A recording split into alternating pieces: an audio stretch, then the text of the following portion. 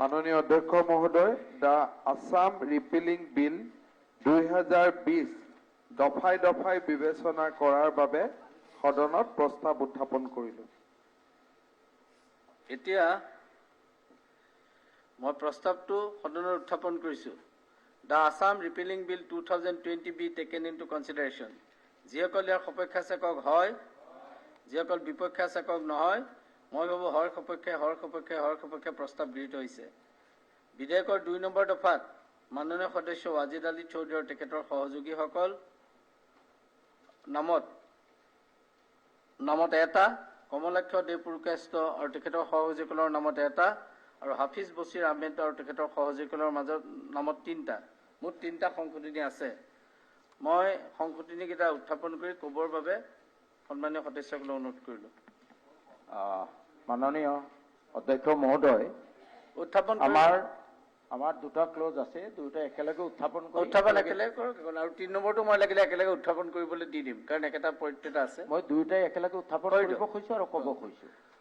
আবাৰ কওক। 3 নম্বৰটো হাফিজ বছিৰ আহমেদৰ নেকি? 3 নম্বৰ ক্লজটো? 3 নম্বৰটো আমাৰ নহয়। 3 নম্বৰটো নহয় নেকি? 3 নম্বৰ নাই। বা আপুনি কওকচোন, মই তাৰপিছত ঠিক কৰিম। কওক। Honorable Speaker, sir, I move that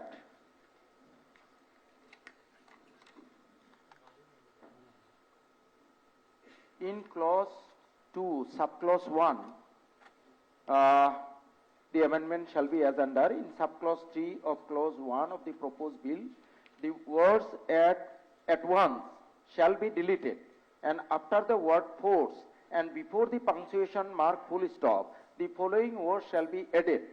Only after a comprehensive bill for modernization of the existing madrasas by introduction of other subjects, with special emphasis on learning of Arabic and Urdu languages and English literature, thereby converting these existing madrasas into centers of excellence for learning of Arabic and Urdu language along with English literature, and with elaborate provision for establishment of a Arabic university in the line of Kumar Bhaskar Burma Sanskrit University in the state of Assam is introduced and passed in the Assembly. Amendment of clause 2. Honorable Speaker, sir, I would like to move that after subclause 2 of clause 2 of the proposed bill, in subclause 1 of clause 2 of the proposed bill, the punctuation mark full stop shall be replaced by punctuation mark comma, and the following words shall be added. Provided that any madrasa becoming eligible for provincialization as per Provincialization Act as amended up to date shall be provincialized in line with the similarly situated Bhansar educational institution of the state. Honorable Speaker, sir, before I justify my amendment, I would like to just put one provision of our constitution. Article 30, section 2. I would just like to put, the state shall not, in granting aid to educational institutions, discriminate against any educational institution on the ground that it is under the management of a minority, whether based on religion or language. In spite of this provision in our constitution, a bill যোৱাকালি উত্থাপন কৰোঁতে মাননীয় মন্ত্ৰী মহোদয় যি ধৰণৰ তেওঁৰ intent অভিপ্ৰায় প্ৰকাশ কৰিছে, সেই অভিপ্ৰায়লৈ লক্ষ্য ৰাখি আমাৰ কনষ্টিটিউশ্যনৰ এই প্ৰভিজনটোৰ বিষয়ে মই নেযাওঁ। মই মাননীয় মন্ত্ৰী মহোদয়ে যি অভিপ্ৰায় প্ৰকাশ কৰিছে যে আমাৰ ৰিলিজিয়াছ থিঅলজিকেল ছাইডটো আমি গভৰ্ণমেণ্টৰ ষ্টেটৰ ফালৰ পৰা ছাপোৰ্ট নকৰোঁ, বৰঞ্চ এৰাবিক লেংগুৱেজটো যাতে এটা স্কিল হিচাপে ডেভেলপ কৰিব পৰা যায়, তাত আমাৰ চৰকাৰৰ সদিচ্ছা আছে বা সেই ধৰণৰ কৰাৰ এটা অভিপ্ৰায় আছে। চ' আই হাৰ্টেলি ৱেলকাম ইট। ইনফেক্ট মোৰ পাৰ্চনেল ভিউ, এইটো মোৰ personal view. In addition, besides being a member of this assembly, I am also a Muslim. I am not expert in Islamic theology. Still, মোৰ পাৰ্চনেল ভিউ হ'ল যে ধৰ্মটো মোৰ ব্যক্তিগত কথা, মই কেনেকৈ শিকিম তাত চৰকাৰী সাহায্য লোৱাৰ কাৰণে মই জোৰ জবৰদস্তি কৰিব নালাগে। দিছ ইজ মাই পাৰ্চনেল ভিউ। লগতে মই আৰু এটা কথা, মোৰ জ্ঞানৰ পৰিসীমাই, আমাৰ এক্সপাৰ্ট হাফিজ বছিৰ সাহেব আছে, তেওঁলোকে ভালকৈ জানিব, মোৰ ইছলামিক থিঅলজিৰ যিটো জ্ঞানৰ পৰিসীমা, সেই পৰিসীমা মতে মই যিমান দূৰ বুজি পাওঁ যে আল্লাহ ইণ্টেণ্টটো চাই, ইৰাদা, নিয়ত, অবজেক্টিভ, মই আচলতে আল্লাহ তাআলাক সন্তুষ্ট কৰিবলৈ কৰিছোঁ নে মানুহক দেখুৱাবলৈ কৰিছোঁ, that is the main thing. আৰু সেইটোৰ ওপৰত বেছ কৰিয়ে পুণ্য, আল্টিমেট এইম ইজ দি পুণ্য, so' that we gain a place in the best heaven. গতিকে মোৰ পাৰ্চনেল ভিউ কৈ লৈছোঁ মই, মাদ্ৰাছা চৰকাৰে এইডেড কৰিব আৰু আমি কোৰাণ হাদিছ শিকিম, that seems to be a little bit mechanical, যে মই চৰকাৰে দৰমহা দিব গতিকে কোৰাণ শিকোঁ, গৈ পেলাই তাত মাষ্টৰী কৰিম। ইনষ্টিড যদি মোৰ সঁচাকৈ আল্লাহৰ প্ৰতি ভক্তি আছে, আল্লাহৰ বাণীৰ প্ৰতি ভক্তি আছে, somehow I may be a leper, I may be a farmer, somehow I will manage to learn Quran, to learn Hadith, and in that case, within what I understand, পুণ্য বেছিকে দিব, আল্লাহ খুচ হ'ব। যি বেচাৰা দিনত 100 টকা ইনকাম কৰিও কোৰাণ শিকাৰ কাৰণে ই চেষ্টা কৰি আছে। মই এইখিনি মোৰ পাৰ্চনেল যিখিনি আণ্ডাৰষ্টেণ্ডিং সেইখিনি কৈলোঁ। গতিকে মন্ত্ৰী মহোদয়ে যিটো ইণ্টেণ্ট, যিটো অভিপ্ৰায়, আমাৰ এইখন ছেকুলাৰ কাণ্ট্ৰি, আমি কোনো থিঅলজিকেল ষ্টাডিক আমি ছাপোৰ্ট নকৰোঁ, fine, very fine, I support it wholeheartedly. কিন্তু এই ক্ষেত্ৰত মোৰ অলপমান ৰিজাৰ্ভেশ্যন আছে। Let Arabic language be not treated as synonymous with Islam. এৰাবিকটো এটা লেংগুৱেজে, it has got international importance. কালি মন্ত্ৰী মহোদয়ে আৰু এটা কথা কৈছে, ভাল কথা, যে এৰাবিকৰ যিসকল মাদ্ৰাছাত পঢ়ে, আই অলছ' ফিল ইট, বহুত মাদ্ৰাছাৰ লগত মোৰ চিনাকি আছে, তেওঁলোক নাই ইটোফালে বহুত এক্সপাৰ্ট, নাই সিটোফালে, নাই এৰাবিক স্পিকিং ভালকৈ কৰিব পাৰে, না আমাৰ মডাৰ্ণ এডুকেশ্যন আছে। চ' আমাৰ ল'ৰাবোৰ ইৰেছপেক্টিভ অফ ৰিলিজন, হিন্দু মুছলমান কোনো কথা নাই, বৌদ্ধ খ্ৰীষ্টান কোনো কথা নাই, তেওঁলোক Arabic language being a internationally recognised language, being a language in the UNO, it should be learned by every youth of our state. কাৰণ এৰাবিক লেংগুৱেজ, মই কালি মোৰ এটা অভিজ্ঞতাৰ কথা কৈছোঁ, কেৰেলা যিটো স্থান আমি দখল কৰিবলৈ চেষ্টা কৰিব লাগিছিলে, আজি ভাৰতবৰ্ষৰ ভিতৰত কেৰেলাই সেই স্থান দখল কৰিছে। গোটেই বিশ্বত 52খন মধ্যপ্ৰাচ্যত তেলত অতি ধনী ৰাষ্ট্ৰ আছে। এই ৰাষ্ট্ৰবোৰৰ মানুহবোৰ বিশেষকৈ সৌহিতেনালৈ ড্ৰাইভাৰ, কুক, বিভিন্ন অফিচৰ কৰ্মচাৰী, ডাক্তৰ, ইঞ্জিনিয়াৰলৈ তেওঁলোকৰ নিজা নাই, চব বাহিৰৰ পৰা যায়। আনকি গোটেই বিশ্বত যিমান এই 52খন কাণ্ট্ৰিৰ এম্বেচি আছে, তাত তেওঁলোকে there of extreme need of skilful person who are skilled in Arabic and English specially, যাতে তেওঁলোকে এৰাবিক কয়, সেইটো যাতে সেই ল'ৰাবোৰে ইংৰাজীলৈ ট্ৰান্সলেট কৰিব পাৰে, আৰু বাহিৰৰ মানুহে আহি ইংৰাজী ক'ব, যাতে এই ল'ৰাবোৰে এৰাবিকলৈ ট্ৰান্সলেট কৰি সেই 52খন কাণ্ট্ৰিৰ যিসকল ৰিপ্ৰেজেণ্টেটিভ আছে তাক বুজাব পাৰে। গতিকে there is a huge opportunity for employment of our youth, and we should have taken advantage of it. Only Kerala has taken advantage of it. গতিকে মাননীয় অধ্যক্ষ মহোদয়, আমাৰ এই অসম ৰাজ্য নিবনুৱাৰে ভাৰাক্ৰান্ত এনেকুৱা এটা পৰিৱেশত যদি আমি এৰাবিক, উৰ্দু আৰু ইংলিছ লিটাৰেচাৰ এই তিনিকেইটা ছাবজেক্ট, অকল এৰাবিক আৰু উৰ্দু হ'লে নহ'ব, লগতে ইংলিছ থাকিব লাগিব, ভাইচ ভাৰ্চা হ'ব লাগিব, English to Arabic, Arabic to English, এই তিনিটা, লগতে অন্য ছাবজেক্টতো ইমফেচিছ দিয়ক অলপ অলপ। Main emphasis Arabic, Urdu and English, তিনিটাত ইমফেচিছ দি পেলাই যদি আমাৰ এই বৰ্তমানৰ এৰাবিক কলেজ বা স্কুলবোৰক আমি কনভাৰ্ট কৰোঁ as the center of excellence for learning Arabic, Urdu along with English literature, and this institution will be open to all irrespective of religion, তেতিয়াহ'লে আমি এই বস্তুটোক, এই বিষয়টো আমি এটা এডভান্টেজলৈ ৰূপান্তৰ কৰিব পাৰোঁ। আমাৰ লাখ লাখ ল'ৰা ছোৱালী বহিৰ এই মিডল ইষ্টত চাকৰি পাব পাৰে। মন্ত্ৰী মহোদয়ে কৈছে আমাৰ ইতিমধ্যে বহুত মানুহ আছে তাতে। ছাৰ, মোক অলপমান বিষয়টো গুৰুত্বপূৰ্ণ আৰু আৱেগিকো, সেইকাৰণে মই কথাখিনি ভালকৈ ক'ব খুজিছোঁ। মই সেইকাৰণে মাননীয় অধ্যক্ষ মহোদয়, আজিৰ এই সদনৰ যোগেদি এটা মেছেজ দিব খুজিছোঁ যে Arabic, let Arabic and Urdu having international importance be taught in our educational institutions, which are now regarded as the center of theological study, and that institution be open to all people irrespective of religion.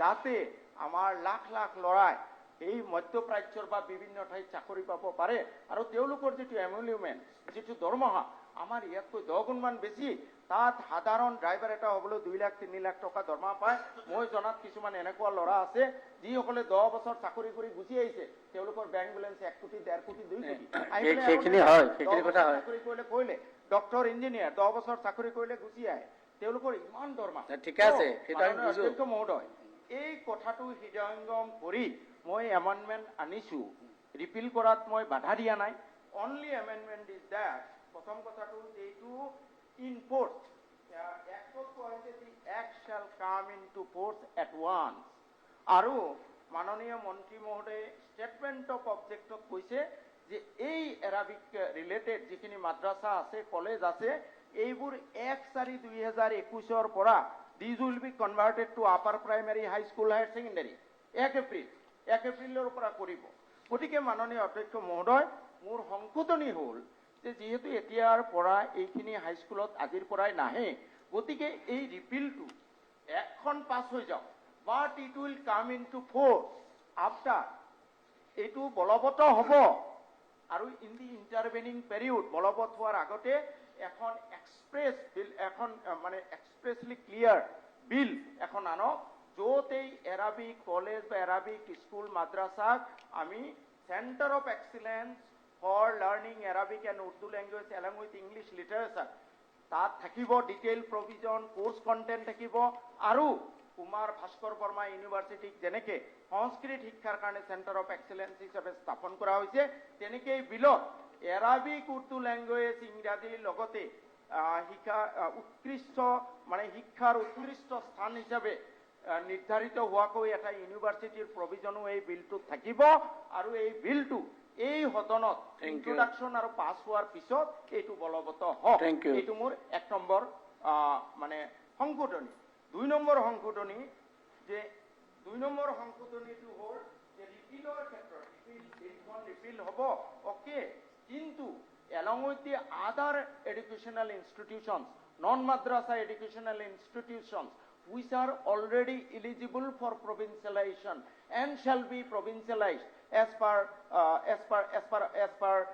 our honorable minister has just declared that it will be provincial. These institutions will be provincialized in the month of January or February.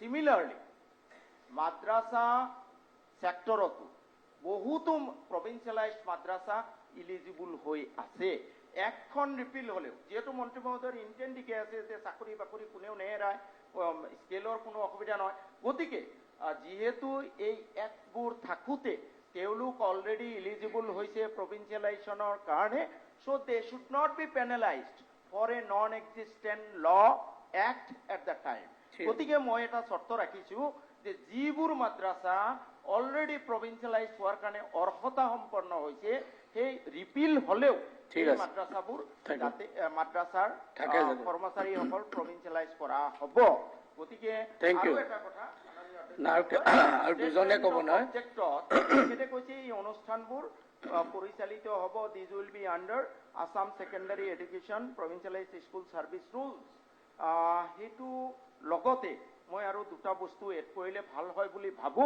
হেতু হ'ল Assam মাদ্ৰাসা provincialization of madrasa এনেকুৱা ধৰণৰ 3খন মান আমাৰ act আছে মাদ্ৰাসা যেনেকৈ আমাৰ elementary কাৰণে এখন এক্ট আছে সেকেন্ডাৰী কাৰণে এখন আছে হায়াৰ এডুকেশনৰ কাৰণে আছে মাদ্ৰাসাৰ কাৰণেও সাইমultaneously 3খন এক্ট provincialized এক্ট কৰা হৈছিল গতিকে ইয়াত এই ৰুলখনৰ লগতে সেই মাদ্ৰাসাবোৰৰ সেই এক্টবোৰো ইয়াতে মেনশন কৰা হওক till a comprehensive bill is introduced converting these madrasas into center of excellence for learning Arabic and Urdu with a provision for a Arabic university in the line of Kumar Bhaskar Burma University. Thank you. এই বস্তুটো statement of object. Thank you. ধন্যবাদ। কমলেখ্য দেৱ পুৰকাছ না কমলেখ্য দেৱ amendment যিকেইজন দিছে ক'বলৈ দিলোঁ আৰে ভাই আপোনালোকৰ চবেই দিছে একেলগে চহী কৰি 12জনে ক'ব নেকি নাই সেইটো বেলেগ কথা দিয়াত মই নিদিওঁ বুলি কোৱা নাই তেখেতৰ নামকেইটা যিকেইটা লৈছে দি লৈছোঁ মাননীয় অধ্যক্ষ মহোদয়,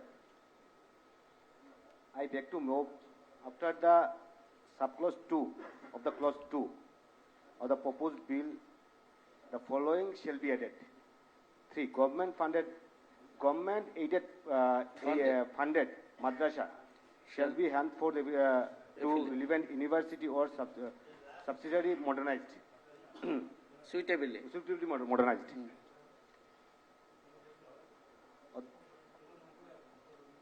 অধ্যক্ষ মহোদয়, তাৰমানে কথাটো হৈছে কি মই যেটো ক'ব বিচাৰিছিলোঁ যে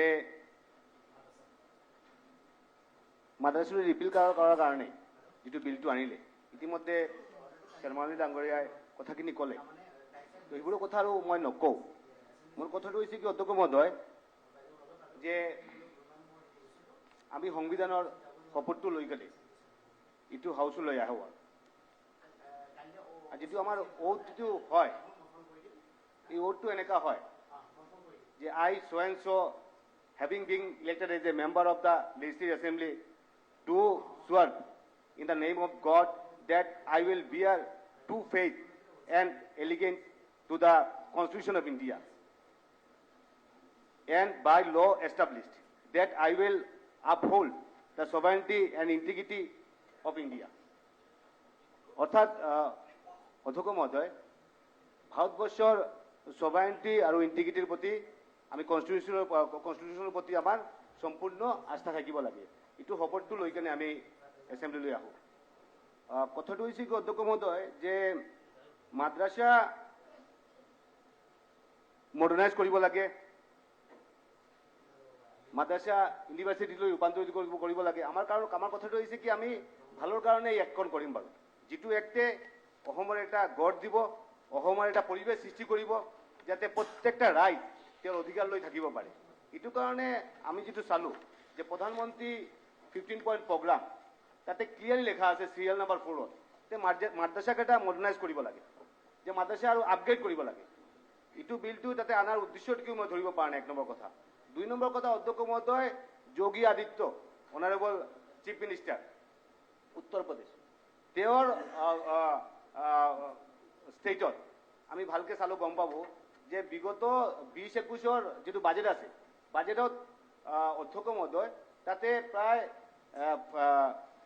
579 কোটি তাতে সেংশন কৰা হৈছে মাদ্ৰাছাৰ ডেভেলপৰ কাৰণে এডুকেশ্যনৰ কাৰণে তো মই ধৰিব পৰা নাই যত ইউপিত এনেকা সিস্টেম কৰা হৈছে বেলেগ বেলেগ ষ্টেটত বেলেগ বেলেগ এনেকা ইনষ্টেন্স আছে বহুতখিনি ষ্টেটত চলি আছে আমাৰ অসমত ইটো ৰিপিল কৰাৰ কাৰণে এই পৰিবেশটো কিয় আহিলে ইটো কাৰণটো কি ইটো মন্ত্ৰীমণ্ডলীৰ পৰা জানিব বিচাৰিছো কাৰণ আমাৰ উদ্দেশ্যটো হৈছে যে মাদ্ৰাছা যে চলিব লগা আৰু ভালকে চলক আৰু মডাৰ্নাইজ কৰিব লাগে আৰু ভাল এটা পৰিবেশ সৃষ্টি কৰিব লাগে যত নেকি গভৰ্ণমেণ্টৰ এটা হেৰি থাকিব গভৰ্ণমেণ্টে নিজাকে কিবা সিদ্ধান্ত এটা ল'ব পাৰে গভৰ্ণমেণ্টৰ নিজৰ এটা কৃতিত্ব এটা থাকিব আমি ইটো বিচাৰো আৰু এইটো কাৰণে ইটো বিচাৰো যত কৰিলে আমাৰ অসমৰ ৰাইজ হ'ব অসমৰ ৰাইজৰ কাৰণে এটা সুস্থ এটা পৰিবেশ হ'ব আৰু শৰ্মান্দা যেটো কৈছে আৰু যে কনষ্টিটিউশনৰ তেখেতৰটো ক'লে আপোনাৰটো ক'ব ঠিক আছে আৰু দুজন মানে সংবিধানৰ শপতটো যেটো লৈছো আৰু সংবিধানৰ শপতটো লোৱাৰ উদ্দেশ্যটো হৈছে সংবিধানৰ যেটো কথা আছে ইটোৰ লগত যাতে আমাৰ কাম যাতে যেটো বিল যেটো আমি ৰিপিল যেটো কৰো পিছতে যাই কেনে যাতে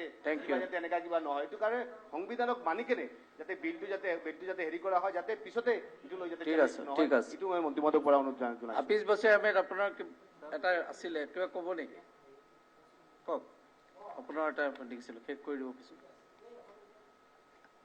মাননীয় অধ্যক্ষ মহোদয় এই বিষয়টোলৈ বিল যিদিনাখন লেখ কৰা হয় সেইদিনাখনো আলোচনা হৈছে আৰু আজিও আমাৰ চেয়াৰমেন সাহেবে যথেষ্ট তথ্য দাঙি ধৰিছে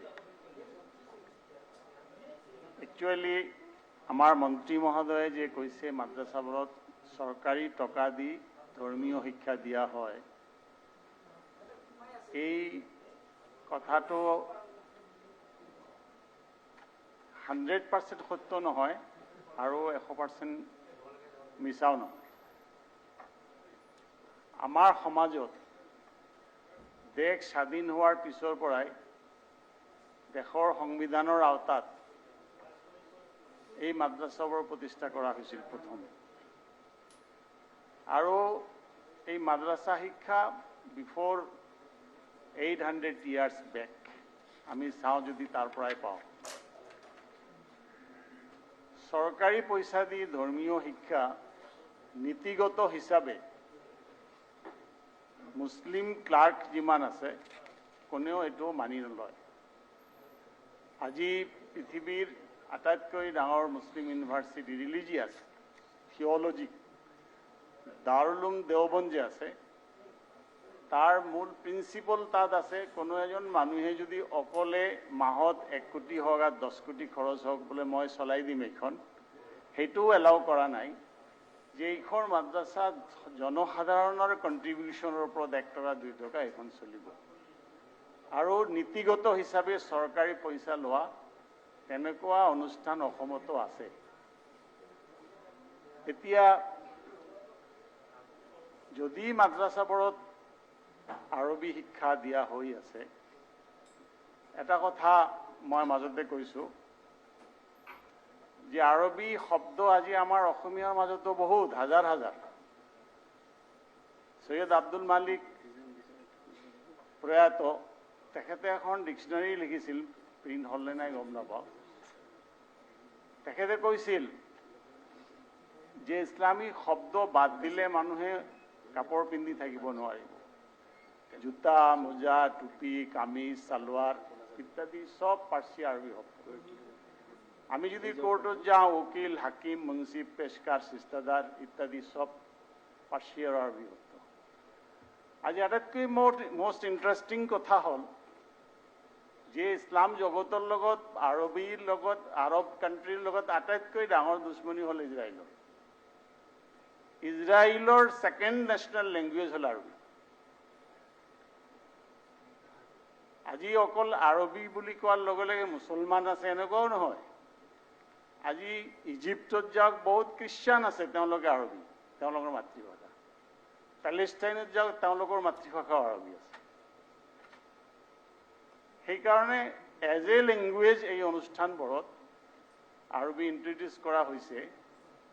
কিছু ধৰ্মীয় লেখ যে আছে, এইটো যিহেতু এই মাদ্ৰাছাবোৰ প্ৰতিষ্ঠা কৰোঁতে ৰাইজত দান বৰঙণি কৰিছিল আৰু যিটো কৌমী বা খাৰেজী মাদ্ৰাছা কোৱা হয়, কিন্তু পৰৱৰ্তী পৰ্যায়ত গৈ পেলাই কিছু মহলে, মই ন্যস্ত বুলি নকওঁ, তেওঁলোকে এইবিলাক গভৰ্ণমেণ্টৰ লগত বোৰ্ডৰ লগত তেওঁলোকে এটাচ কৰিছিল। আজি এই মাদ্ৰাছা বোৰ্ড বা ছিষ্টেমটো আমি আগৰ ইতিহাস যদি বাদ দিওঁ, দেশ বিভাজনৰ আগত 1934ত এই ফাৰ্ষ্ট এইখনক অৰ্গেনাইজ কৰি চৰকাৰী ছেক্টৰত যিবিলাক মাদ্ৰাছা এখন বোৰ্ড হৈছিল। দেশ স্বাধীন হ'ল, তেতিয়া তাৰ হেড অফিচ আছিল, ডাইৰেক্টৰেট আছিল চিলেটত। দেশ স্বাধীন হোৱাৰ পিছত ইয়াৰ শিফ্ট হ'ল, অৰ্থাৎ চিলেট বেলেগ হৈ গ'ল। অসমৰ ৰাজধানী মেঘালয় শ্বিলঙত আহিল তাৰ অফিচ। তাৰপিছত মেঘালয় ক্ৰিয়েশ্যনৰ হোৱাৰ পিছত ইয়াৰ অফিচ আহিল ইয়াত কাহিলীপাৰাত, কি নগাঁৱত আহিল, নগাঁৱৰ পৰা আকৌ গুৱাহাটী। যদি কিবা পৰিৱৰ্তন আনিব লাগে ইয়াত, আমি কেতিয়াও নাভাবোঁ যে চৰকাৰী মাদ্ৰাছাৰ পৰা আমাৰ ৰিলিজিয়াছ কিবা ছাৰ্ভিচ আমি পাম ইয়াৰ পৰা। এইটো আমি মুছলিম কৌমে কেতিয়াও প্ৰত্যাশা নকৰে। এইটো যি কৌমী নিজস্বভাৱে প্ৰতিষ্ঠিত মাদ্ৰাছা আছে তাৰ পৰাই যথেষ্ট আমাৰ ইমাম লাগে, মুয়াজ্জিন লাগে, বিভিন্ন ধৰ্মীয় যিবিলাক আচাৰ অনুষ্ঠান পৰিচালনা কৰাৰ বাবে আমাৰ দৰকাৰ আছে, সেই তাৰ পৰা চৰকাৰী মাদ্ৰাছাৰ পৰা সেইটো আশা নকৰে। সেইকাৰণে আজি আমি সেইদিনাখনো কৈছিলোঁ যে ডিচিশ্যনটো খুব সোনকালে হৈ আছে।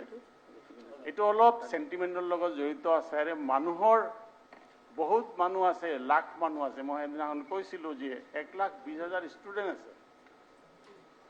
তাৰপিছত এই আমাৰ শ্বেৰমান ডাঙৰীয়াই কোৱাৰ দৰে তাত 300তকৈ অধিক ভেঞ্চাৰ যাৰ ডেজাৰ্ট টু বি প্ৰভিন্সিয়েলাইজড, তেনেকুৱা এটা পৰ্যায়ত আছে তেওঁলোকৰ। সেই আৰু এইটোতো 2 নম্বৰত ৰাখিলেও যিবোৰ ল'ৰা ছোৱালী আজি তাত পঢ়ি আছে, আজি যদি আজিৰ পৰা 2 মাহ পিছত গোটেইখিনি মাদ্ৰাছা ইমিডিয়েট এফেক্ট যদি কনভাৰ্ট কৰা হয়, গোটেই তাৰ কেৰেক্টাৰিষ্টিক গোটেইখিনি যদি চেঞ্জ, অৰ্থাৎ বৰ্ডলৈ যোৱাৰ লগে লগে তাৰ চিলেবাছ চব চেঞ্জ হৈ যাব। ঠিক আছে।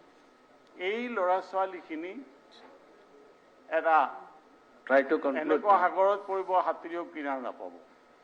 সেইকাৰণে আমি মন্ত্ৰী মহোদয়ক বা চৰকাৰক অনুৰোধ জনাব বিচাৰিছোঁ, বিষয়টো ইমান তড়িঘড়ি নকৰি সংশ্লিষ্ট কৰ্তৃপক্ষৰ কিবা এটা থাৰ্ড ৰাস্তা ওলাই নেকি। জিঅ'ৰ মাদ্ৰাছাৰ আজি আমাৰ মন্ত্ৰী মহোদয়ও তেখেতৰ খুব ভক্ত আছিল, হজৰত মহতইবুৰ ৰহমান চাহাব আহিলা গান্ধীৰ। তেওঁ জানে ভালকৈ, বদৰপুৰত তেওঁ গৈছিল, তাতে তেখেতক যথেষ্ট সম্বৰ্ধনাও জনাইছিল। তেনেকুৱা ষ্টেজ বা তেনেকুৱা ষ্টেটাছৰ কিছু মানুহ মাতি তেওঁলোকৰ লগত আলোচনা কৰা যাব, আৰু এই বিলখন যাতে আৰু এফেক্টিভ আৰু জনহিতকৰ বনোৱাৰ কাৰণে ইয়াক আমি চিলেক্ট কমিটিলৈ পঠোৱাৰ কাৰণে আমি দাবী জনাইছোঁ। এইটো আমাৰ এই আৰু জনাই আমি সংশোধনী আনিছোঁ, তাৰ সমৰ্থনত বক্তব্য ৰাখি মোৰ কথা শেষ কৰিছোঁ। ঠিক আছে, থেংক ইউ। উদা দিম আপুনি এওঁৰ পিছত আপুনি বহক, মই দিম আপোনাক। মাননীয় অধ্যক্ষ মহোদয়, মাদ্ৰাছা শিক্ষা ব্ৰিটিছ ভাৰতত অহাৰ আগতেই 1206 খ্ৰীষ্টাব্দৰ পৰাই মাদ্ৰাছা শিক্ষা আৰম্ভ হৈছে। 1915 চনত মাদ্ৰাছা শিক্ষাৰ আঁচনি সেই সময়ত চৰকাৰে গ্ৰহণ কৰিছিলে। 1930 চনত মাদ্ৰাছা বোৰ্ড গঠন কৰি, ভাৰতবৰ্ষৰ স্বাধীনতাৰ আগতেই মাদ্ৰাছা বোৰ্ড গঠন কৰি মাদ্ৰাছাৰ কাৰ্যক্ৰম আৰম্ভ কৰিছিলে। 1937 চনত মোৰ সমষ্টিত ছাৰ বগুড়াগুৰি খাই মাদ্ৰাছা, সেই সময়ত 3টা মাদ্ৰাছা হৈছিলে অসমত। বগুড়াগুৰি খাই মাদ্ৰাছা মোৰ সমষ্টি, আপুনি শিৱসাগৰ খাই মাদ্ৰাছা। হিষ্ট্ৰীটো আমি ভালকে কৈছে তেখেতে, আপুনি কি কেইটা কথা ক'ব কৈছে সেইটো ক'লে ভাল হ'ব। আৰু কোনকেইটা ৰঙিয়া ওপৰত কওক। খাই মাদ্ৰাছা, এই 3টা খাই মাদ্ৰাছা হৈছিল। হয়, তাৰ এতিয়া মন্ত্ৰী মহোদয়ে কৈছিলে যে বিজ্ঞান আৰু প্ৰযুক্তিবিদ্যাৰ উৎকৰ্ষ সাধনৰ কাৰণে মানে এই চেঞ্জটো কৰিব লাগে। মানে বিজ্ঞান আৰু প্ৰযুক্তি যে মাদ্ৰাছাত আছে তাৰ উদাহৰণ এটা মই দিব বিচাৰিছো। মোৰ সমষ্টিৰ এই যে 1937 চনত স্থাপিত হোৱা বগুড়াগুৰি খাই মাদ্ৰাছা, এই ৰেকৰ্ডসমূহ যদি চাই দেখা পাব, তাত শিক্ষা গ্ৰহণ কৰি মহম্মদ ইদ্ৰিছ অসমৰ বিত্তমন্ত্ৰী হৈছিলে। তাত শিক্ষা গ্ৰহণ কৰি আপোনাৰ আফাজউদ্দিন তেখেত ইঞ্জিনিয়াৰ, বৰ্তমান লণ্ডনত ইঞ্জিনিয়াৰিং কৰি আছে। আব্দুল সুবান ইঞ্জিনিয়াৰ হৈছে। সিৰাজুল ইছলাম এই বগুড়াগুৰি হাই মাদ্ৰাছাত লিখা পঢ়া কৰি তেওঁ এতিয়া chief engineer Delhi metro' rail তাত কাম কৰি আছে। এবাৰ সাইফুল ইছলাম ডিষ্ট্ৰিক্ট জাজ হৈছে। মহচিন আলী ৰঙিয়া হাই মাদ্ৰাছাৰ পৰা উত্তীৰ্ণ হৈ এই শিক্ষা সঞ্চালক হৈছে, অসমৰ শিক্ষা সঞ্চালক হৈছে, ৰিটায়াৰ হৈছে বৰ্তমান। ঠিক তেনেকেই ডক্টৰ আব্দুল জলিল তেওঁ ডক্টৰ হৈছে। তাৰমানে ডক্টৰ, ইঞ্জিনিয়াৰ, আপোনাৰ ৰাজনীতিবিদ, প্ৰশাসনিক বিষয়া, ন্যায়াধীশ, এই গোটেইবিলাকেই এই মাদ্ৰাছাৰ পৰা সৃষ্টি হৈছে। গতিকে এই কথাটো নহয় যে মাদ্ৰাছাত বিজ্ঞান আৰু প্ৰযুক্তি নাই। মন্ত্ৰীমহোদয়ে কৈছিলে যে 100 নম্বৰ কোৰাণৰ শিক্ষাত লৈ যায়। ছাৰ 100 নম্বৰ কোৰাণৰ শিক্ষাত নিনিয়ে। 100 নম্বৰৰ ভিতৰত 10 নম্বৰ মাত্ৰ কোৰাণৰ পৰা আহে প্ৰশ্ন, আৰু 5 নম্বৰ হদিছৰ পৰা আহে। এই মুঠ 15% নম্বৰহে কোৰাণ আৰু হদিছ মিলি যায়।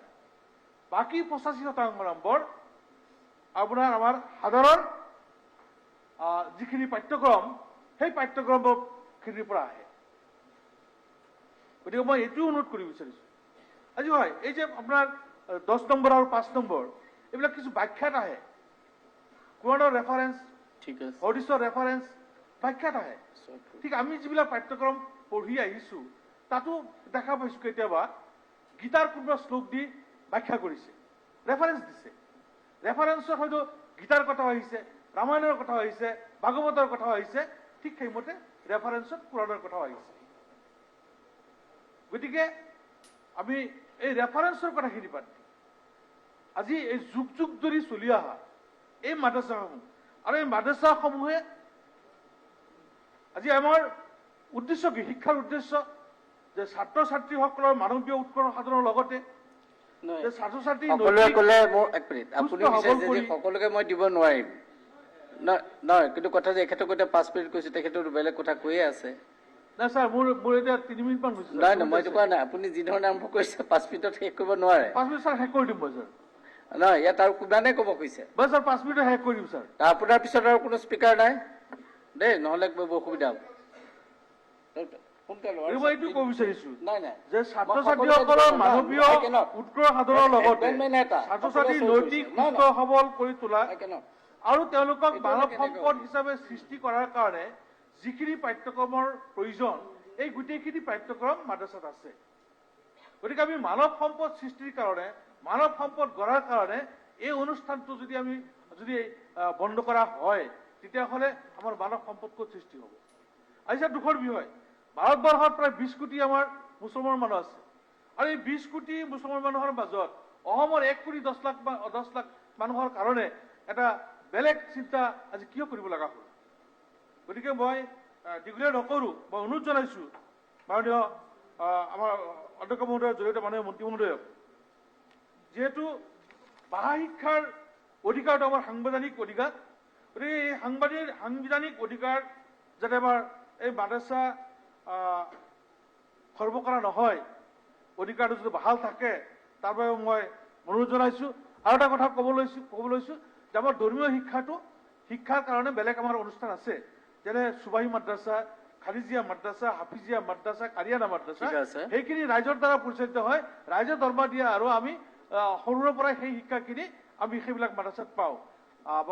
চিনিয়ৰ মাদ্ৰাসা, প্ৰি চিনিয়ৰ মাদ্ৰাসা, হাই মাদ্ৰাসা, এইখিনিত অকল আমাৰ ধৰ্মীয় শিক্ষা নহয়, ভাষা শিক্ষা হয়। গতিকে মই অনুৰোধ জনাইছোঁ যাতে যিটো মাদ্ৰাছাৰ যিটো স্থিতাৱস্থা আছে, এই স্থিতাৱস্থা যাতে ভাল থাকে, তাৰ বাবে মই অনুৰোধ জনাইছোঁ। চুকুৰ আলীয়ে কেতিয়াও হাত দাঙা নাই। দিম আপোনাকতো নিদিলে হ'বনে? চুকুৰ আলী আপুনি 1 বা 2 মিনিট কওক, বেছি নক'ব। আপুনি হাত দাঙিছে আজি। আৰু তাৰপিছত ৱাজেদ ডেকাই 1 মিনিট বুলি কৈছিল, মই 2 মিনিটে দিছোঁ, তাৰপিছত তেখেতে ক'ব আৰু সেই তেখেতৰ এটা আছে, শেষ কৰিম। প্ৰতিভা হাজৰিকাই কিবা এটা ক'ব কৈছিলে, মই দিম, লাষ্টত অকণমান দিম। আপুনি হাত দাঙি আছে। অধ্যক্ষ খালি চবেই ব্ৰিফ দেই, 2-3 অধ্যক্ষ মহোদয়, সময় নহ'ব নহয়। এতিয়া আমাৰ যিটো এমেণ্ডমেণ্টৰ ওপৰত আলোচনা হৈছে, দি আছাম ৰিপিলিং বিল 2020, যোৱা 28 তাৰিখে মাননীয় শিক্ষা বিভাগৰ মন্ত্ৰী ডাঙৰীয়া এই বিলখন ইয়াত যেতিয়া অনুমতি বিচাৰিছিল, সেই অনুমতি সময়ত ভালেখিনি সময় এটা আলোচনা কৰা হৈছিল। আমাৰ মাননীয় সদস্যসকলে এই বিষয়ে নিজৰ যিটো মতামত দাঙি ধৰিছিল। আমাৰ মন্ত্ৰী মহোদয়েও তাৰ উত্তৰত তেওঁৰ দৃষ্টিভংগী আৰু লক্ষ্য ব্যাখ্যা কৰিছিল। আজিও আলোচনা হ'ল যে আজি মাদ্ৰাসা শিক্ষাত যিটো কনভাৰ্ট কৰিব খোজা হৈছে, এই বিষয়ে ভালেখিনি আলোচনা হৈছে। মোৰ যিটো মতামত, যেই বিষয় মাদ্ৰাসা শিক্ষা, মুক্তবৰ শিক্ষা ভাৰতবৰ্ষৰ শিক্ষাৰ আদি ব্যৱস্থা। আমাৰ ভাৰতবৰ্ষৰ শিক্ষা বুলি ক'লে বৈদিক যুগত গুৰুকুল শিক্ষা ব্যৱস্থা আছিলে। তাৰ পিছত যেতিয়া আনুষ্ঠানিক শিক্ষা আৰম্ভ হ'ল, মক্তব, সাংস্কৃত টোল, এই শিক্ষা অনুষ্ঠানবোৰেই আমাৰ ভাৰতীয় শিক্ষা ব্যৱস্থাত এটা অৱদান ৰাখি আছে। ব্ৰিটিছে যেতিয়া আধুনিক শিক্ষা প্ৰৱৰ্তন কৰিলে, সেই সময়তো ভাৰতীয় এই শিক্ষা ব্যৱস্থা বন্ধ কৰা নাছিল। আমাৰ দেশ স্বাধীন হ'ল, স্বাধীনতাৰ পিছতো আমাৰ চৰকাৰ, দেশীয় চৰকাৰ, শিক্ষা ব্যৱস্থা, আধুনিক শিক্ষা ব্যৱস্থাই চলালে। মাজে মাজে শিক্ষাৰ বিভাগৰ কাৰণে বহুতো শিক্ষা আয়োগ গঠন কৰিলে, কিন্তু যি মাদ্ৰাছা শিক্ষা, মক্তবৰ শিক্ষা, সংস্কৃতিৰ তলৰ শিক্ষা বন্ধ কৰা নাছিল। ব্ৰিটিছৰ দিনতো বন্ধ হোৱা নাছিল, আমাৰ স্বাধীনতাৰ পিছত চৰকাৰো বন্ধ কৰা নাছিল। ইফালে আধুনিক শিক্ষা আৰু ইফালে ভাৰতীয় যি শিক্ষা ব্যৱস্থা দুটাই ইয়াত চালু আছিল। সময়ৰ পৰিৱৰ্তনৰ লগে লগে নতুন চিন্তা কৰিব লগা হয়, এই কথাত মোৰ দ্বিমত নাই। কিন্তু এই বিষয়টো ভাৰতৰ শিক্ষা ইতিহাসত, ভাৰতৰ সমাজ জীৱনৰ লগত এই পুৰণি শিক্ষা পদ্ধতি জড়িত, ইয়াত মানুহৰ আবেগ জড়িত। গতিকে এই বিষয়টো ছাৰ, মই মাননীয় শিক্ষামন্ত্ৰী মহোদয়ক অনুৰোধ কৰিম যে আজি তেখেতে বিল আনিছে, এই বিল সম্পৰ্কে বিৰোধিতা এই সম্পৰ্কে মই ক'বলৈ যোৱা নাই। ইয়াৰ কাৰণে এটা দীঘলীয়া ইতিহাসৰ এটা সামৰণি পৰিবলৈ আৰম্ভ কৰিছে। গতিকে অলপ সময় লৈ এটা বিস্তৰ ব্যাপক আলোচনা কৰি বিভিন্ন পৰ্যায়ত এটা আলোচনা কৰি যাতে এটা ব্যৱস্থা ল'লে, কাৰণ যিহেতু ইয়াৰ আবেগ অনুভূতি সবৰে আছে, গতিকে যিটো পৰিৱৰ্তন লাগে, পৰিৱৰ্তন হৈ আছে, সেই পৰিৱৰ্তনৰ লগত আমি মিলিব লাগিব, নহ'লে আমিও আগবাঢ়ি যাব নোৱাৰিম। কিন্তু এই পৰিৱৰ্তন আনিবলৈ যায় যাতে আমাৰ কোনো অসুবিধা নহয়, ঠিক আছে, সেই কথাটো চিন্তা কৰি আমাৰ বছিৰুদ্দিন হাবিজ সাহেব তেখেতে মাননীয় ইয়াত জ্যেষ্ঠ সদস্য, তেখেতেও কিছু পৰামৰ্শ দিছে, এই বিষয়ে তেওঁৰ জ্ঞান আছে। গতিকে মোৰ কথা যাতে এই মাদ্ৰাছাবিলাক আধুনিকীকৰণ কৰক আৰু সময় উপযোগী পাঠ্যক্ৰম তাত ব্যৱস্থা কৰা হওক, যাতে সকলো ধৰণৰ শিক্ষা তাতে কৈয়ে মই থেংক ইউ। নহ'লে মোৰ টাইম নহ'ব ন, মই গৈ আছোঁ, একেবাৰে শ্বৰ্টকৈ কওঁ।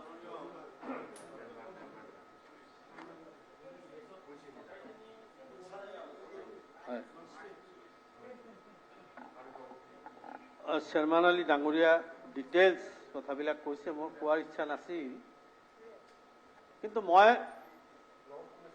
মাদ্ৰাছা বোৰ্ডৰ সভাপতি আছিলোঁ, এইটো আজি আমাৰ শিক্ষামন্ত্ৰী ডাঙৰীয়াক জানে। গতিকে মাদ্ৰাছা বোৰ্ডৰ সভাপতি থাকি আজি যদি এষাৰ মাত নামাতো বেয়া। কিন্তু এটা কথা ক'ব বিচাৰিছোঁ আপোনাৰ জৰিয়তে মন্ত্ৰী মহোদয়, যিদিনাখন মই সভাপতি আছিলোঁ সেই সময়ৰ মুখ্যমন্ত্ৰী তৰুণ গগৈ ডাঙৰীয়া আৰু সেই সময়ৰ শিক্ষামন্ত্ৰী হেমন্ত বিশ্ব শৰ্মা ডাঙৰীয়াই মোক এটা প্ৰস্তাৱ দিছিল। সেই প্ৰস্তাৱটো কি আছিল যে যিবিলাক খাৰেজী মাদ্ৰাছা আছে, ইছলামীয়া মাদ্ৰাছা আছে, প্ৰাইভেট মাদ্ৰাছা আছে, আপুনি তেখেতসকলৰ লগত কথা পাতক, আমি তাত ইংৰাজী, ছায়েন্স, মেথামেটিক্স আমি ছাবজেক্ট দিম, টিচাৰখিনি আমি দিম, আৰু এই মাদ্ৰাছাৰ ইনফ্ৰাষ্ট্ৰাকচাৰৰ কাৰণে আমি সহায় কৰিম। এই প্ৰস্তাৱটো দিয়াৰ পিছত মই সেইবিলাক মাদ্ৰাছাৰো এটা বোৰ্ড আছে, তানজিম বোৰ্ড, তাৰ সভাপতি আছিল মৌলানা বদৰুদ্দিন আজমল নাগৰ, এতিয়াও বোধহয় আছে। তো মই ডাইৰেক্ট তেখেতৰ লগত কথা নাপাতি মোৰ ডাইৰেক্টৰ আছিল আব্দুল কাইয়ুম আল আলামী, তেখেতক ক'লোঁ যে আপুনি কথা পাতক, কাৰণ মোৰ লগত তেওঁৰ এটা ৰাজনৈতিক এটা চলি আছিল, জানে আপোনালোকে। তেওঁ কথা পাতিলে, তেওঁলোকে এইটো ৰিজেক্ট কৰিলে যে আমি ধৰ্মীয় মাদ্ৰাছাসমূহক আমি চৰকাৰী কোনো অনুদান নলওঁ, ডাইৰেক্ট ৰিফিউজ কৰিলে। এইকাৰণে কথাটো মই উল্লেখ কৰিছোঁ যে আজি কোৰাণ পঢ়াবলৈ চৰকাৰী অনুদান আমাৰ মুছলমান সম্প্ৰদায়ৰ মানুহৰ প্ৰয়োজন নাই। হাদিছ পঢ়াবলৈ চৰকাৰী টকাৰে হাদিছ পঢ়াবলৈ তেওঁলোকে এইটো বিচৰা নাই, কিন্তু এইটো পৰম্পৰাগতভাৱে চলি আহিছে। কোনোদিন আজিলৈকে, কালি মন্ত্ৰী মহোদয়ে কোৱা মতে যে এই 70 বছৰত কোনো অবজেকশন কৰা নাই, কিন্তু এই প্ৰথম চৰকাৰ, এই চৰকাৰে প্ৰথম অবজেকশন আনিলে। আৰম্ভণিৰ পৰা প্ৰথম মাদ্ৰাসাবিলাক শুক্ৰবাৰে বন্ধ আছিল, সেইটো ষ্টপ কৰাই দেওবাৰে কৰিলে। আমিতো আপত্তি কৰা নাই। এই চৰকাৰে চেঞ্জ কৰিব বিচাৰিছে, চৰকাৰৰ কথাত আমি চলিব লাগিব, হাদিছৰো কথা, চৰকাৰৰ সিদ্ধান্ত আমি মানি চলিব লাগিব। এইটো হাদিছেও কৈছে, আমাক ইছলামেও কৈছে।